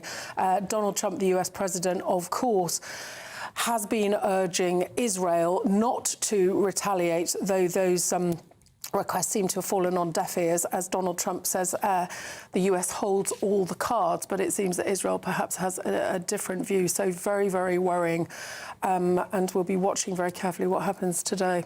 Well, later on this morning, we're going to be hearing from the Prime Minister not about the situation between Iran and Israel, but actually about tech. What do we know about this, Catherine? Do we have any details? Yes, so it is London Tech Week this week, and they will be talking about how they hope to harness tech to bring growth. That #1 mission, they used to say, we desperately need it. It's the lack of growth is a cause of many of our problems, and how they want to use it to help make things better for us. Of course, a lot of worries that AI is coming along and is already taking a lot of our jobs away. We expect to be hearing something around social media. The government has consulted on a possible social media ban for under-16s. Don't think we'll have any announcement on that this morning, but we're likely to hear more about that in the coming days. And it does feel at the moment like the Prime Minister has sort of got rocket boosters from somewhere, and there's a great rush to show that the government is busy, that they're getting on with stuff. Of course, this is because we know what's happening. There's a by-election. The Prime Minister may or may not be in office in 1 month, 2 months, 3 months, who knows? So there seems to be a feeling that he wants to get things done now while he still can. Well, interestingly as well, though, if he is going after the social media companies in terms of their policies towards looking after the youngest people on social media, that puts him perhaps back on collision course with the likes of Elon Musk. Well, the tech bros are the richest and most powerful people on the planet. These companies have more money than a lot of countries in the world. We had the Online Safety Act. We've already been on a collision course over that. The government decided to go to war with Elon Musk over Grok earlier in the year. And perhaps surprisingly, they won. But yes, this is very, very difficult. And whatever they do, these are companies who operate all around the world. And the talk of fines or imprisonment, it's very difficult to see how you could put a tech boss in jail in Britain, frankly. So it is. We think of countries as being super powerful, but I think we're now in an era where these tech guys are more powerful than many leaders. I mean, if we do see this social media ban, this could be another U-turn, couldn't it? I think, actually, rather than answering that, the Prime Minister has just taken to the lectern. I think he's about to give this speech. Let's listen in. It's always tempting to jump straight to the future, to think about what may or may not be just around the corner. But today, I want to start with what we do know, with the stories being written across Britain right now. Stories like the one unfolding in Warrington. Now, you may not know this, but for centuries, Warrington was at the forefront of Britain's soap-making industry. And until a few years ago, a Unilever factory was its epicentre. Generations of local people worked there. Families built their lives around it. And for over 130 years, the smell of soap from that factory was a familiar part of daily life. But then it closed. And for many people in the town, that factory became a symbol of a community left behind. But today I'm pleased to tell you that story is changing, because that factory is being transformed into a new AI data centre, bringing in new investment, new skilled jobs and new opportunities for a generation growing up in Warrington today. Now, admittedly, you don't get many data centres that smell like hand soap. But young people can look at that site and see not what their community used to be, but what it can become. And there are stories like that all over the country, in Lanarkshire, in Liverpool, in Leeds, and they all speak to the same possibility. They give us a glimpse of an emerging revolution in technology, a revolution with the potential to transform lives, to strengthen communities, and create opportunities right across the country. And a revolution that Britain is uniquely placed to lead. I mean, Britain is the third largest technology economy in the world. Our startups have raised close to half of all European investment in tech this year. Now, just stop to reflect on that. Half of all European tech investment in this country. That's a profound achievement, and it belongs to so many people in this room.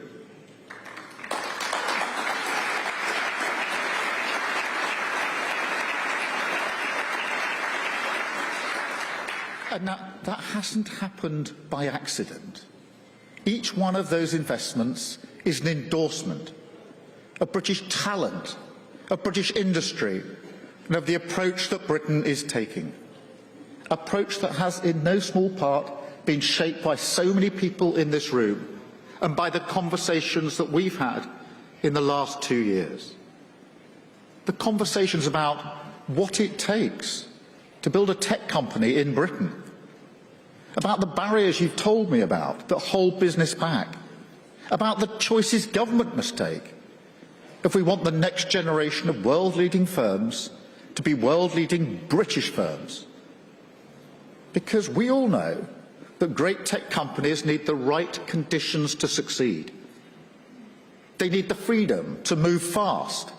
That is why we've taken action to simplify regulation and challenge unnecessary barriers to innovation. They need access to the best talent in the world. That is why we created the Global Talent Task Force and continue to strengthen the routes that bring more exceptional innovators to Britain. They need capital. And that's why we're unlocking more investment from pension funds and insurers, strengthening our capital markets and backing companies to scale in the United Kingdom. And of course they need customers. And that's why I'm so pleased that we've struck trade deals all over the world. It's why we're using government procurement to open new doors. Now, people might hear this and think, that's pretty good going. Third largest tech economy in the world, half of all European tech investment, a pipeline of talent envied across the world. Pretty good going. They're right. Britain has every reason to be confident. We're on the precipice of something truly extraordinary. But that brings me to a bigger question. Not whether this revolution in technology is coming, because it is. Not whether it will transform our economy, because it will. The real question is what kind of country we want to be as it unfolds. The question is whether we shape this change or allow it to shape us. Because the way I see it, on artificial intelligence, Britain has three options. One, we could stick our head in the sand, pretend it isn't happening, and hope for the best. Well, I won't accept that. Option two, you can remove the guardrails completely and ignore the consequences, no matter that some communities might be left behind, that wealth and power might become concentrated in fewer hands, that our children might face an increasingly unsafe world online. Well, I can tell you, I won't accept that either.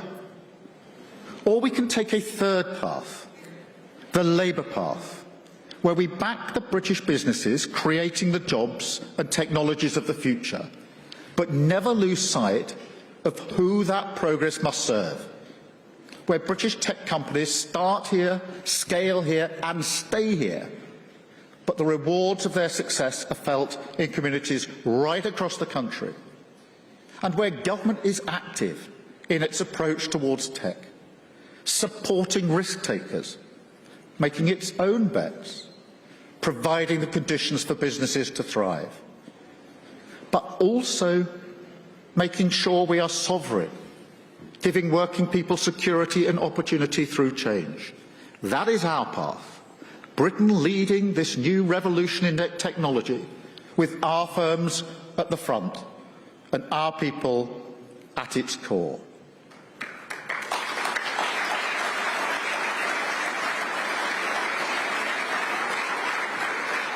Now that starts with backing our own innovators. Because if there's one area where Britain is already ahead, it's talent. I mean, this is the country that invented the World Wide Web, that pioneered the jet engine and powered the Industrial Revolution. Innovation is in this country's DNA. And it's the job of government not just to recognise the scale of that talent, but to match it with the scale of our ambition. And that means doing three things. First, we must make sure that Britain remains the home of those ideas and give our innovators the tools that they need to stay at the cutting edge. That is why this government has committed record levels of funding for research and development already. But it's not just enough for ideas to be born here. They have to be able to grow here too. So second, we must provide the right conditions for our firms to scale. That is why we're taking an even more intentional approach, crowding in capital, betting big on British businesses, and creating the confidence for others around the world to do the same. You can see that with Reflection AI, one of the world's most promising AI firms, who are expanding right here in Britain, creating 1,000 roles over the next 3 years because of our world-class talent pool. And companies like AMD, and we're going to hear from them in a minute, who are also doubling down on Britain. And finally, thirdly, if government wants innovation to flourish, It must be a regulator, yes, but it must be more than that. It must be a partner. So we will use the power of public procurement to support British ingenuity and give our innovators the best chance to compete for public contracts. That is why today I'm really pleased to announce a new strategy to develop sovereign compute capability. It includes a major new commitment to purchase specialist AI chips worth about £400 million, providing a generational opportunity to some of our most promising startups. And alongside that, government will scale our testbed for AI compute systems, turning it into a national capability, supporting the British startups with our multi-billion-pound infrastructure programme. That, to me, is what an active industrial strategy looks like in technology. Building the foundations of the future, backing the companies creating it, and making sure the next generation of success lies right here in Britain.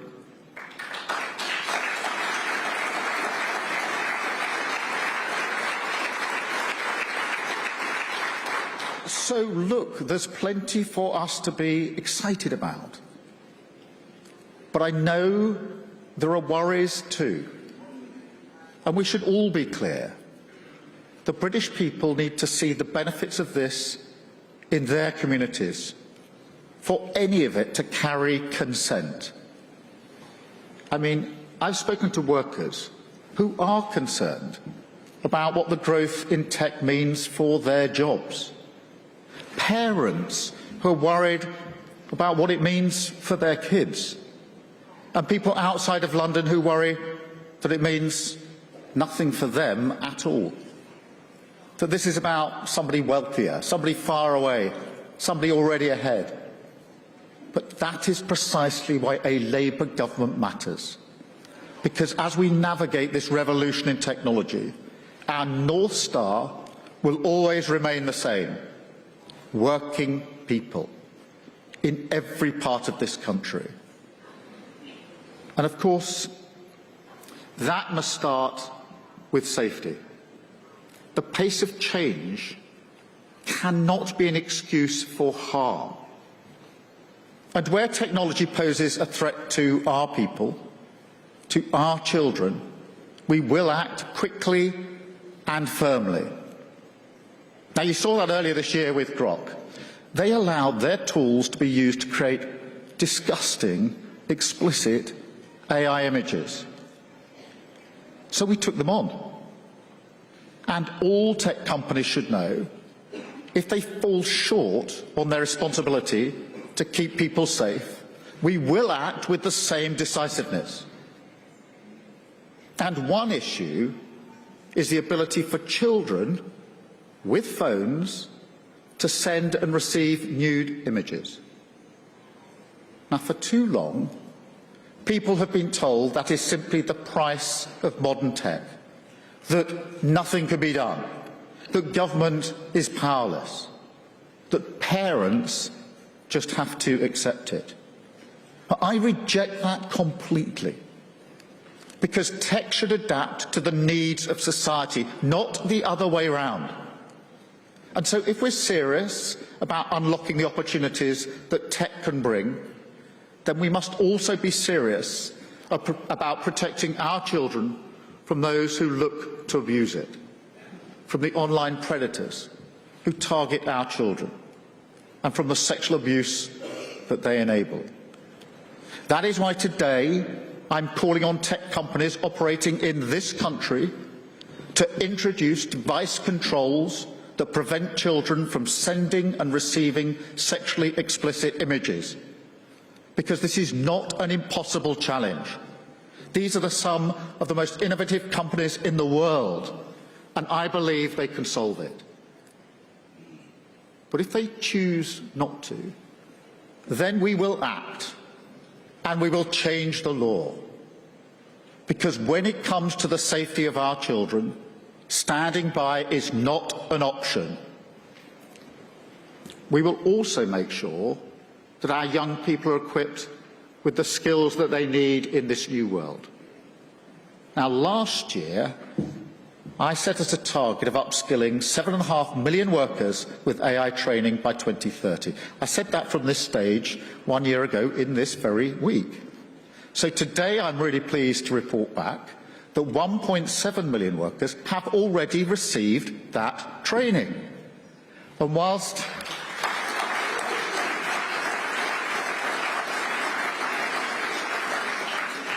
while we can't know exactly where AI will cause disruption, we can know how we will respond. We can know whose side we'll be on, because the choices this Labour government has made already tell that story. More apprenticeships, higher education reform, higher standards in technical learning, our youth guarantee. These are not separate policies. They're our answer to a changing economy. They're about how we make sure, as tech advances, working people are not left behind. But that cannot be the limit of our ambition. Because when people look to the future, I don't want them to see something that they have to endure or to battle. I want them to see something that they can be part of, something that creates opportunity, that is hopeful, not just for those who work in technology, not just for those who work in London, but for people in every part of this country. Because the truth is that future is already beginning to take shape. AI is delivering faster diagnosis in our NHS, reducing court backlogs and speeding up planning decisions. Those are real benefits being felt by people across Britain right now. And we're going further on this every day, launching new tools like our AI tutors that we will roll out to the 450,000 children on free school meals to close the attainment gap. And today, I can announce our new AI jobs tool that will help those out of work find the right jobs, create their CVs, and get back into work. But look, the real prize here is bigger than any single piece of tech. It is what growth could mean for our communities. Stronger local economies, new investment, more opportunities for young people. Areas that have been left behind finding a new sense of purpose. The kind of change that we're seeing in Warrington, and the kind of change we can see across Britain if we choose to seize it. Now, I don't pretend to know exactly what the world will look like in 10 years' time. There will be new conversations, new technologies, new tools we use every day. The pace of change will not slow down. But in truth, that's not what matters most. What matters is whether Britain is ready for it, whether British innovators have the tools, the investment, and the backing that they need to lead it, and whether working people have the opportunity to benefit from it. Ultimately, that comes down to the choices that we make, the choices this Labour government is already making. The choice between a young person ready to seize the opportunities of the future, or one left struggling to find their place in it. Between a community that watches opportunity pass it by, or one that is revived by new investment, new jobs and new hope. And between a Britain that watches the future unfold, or helps to build it. Now, this government has made its choice. We choose to take control of our future. We choose to be ambitious about what Britain can achieve. And we choose to make AI work for the whole of our country. And in partnership with you, we choose to build a stronger, fairer Britain. Thank you very much indeed for listening. Thank you.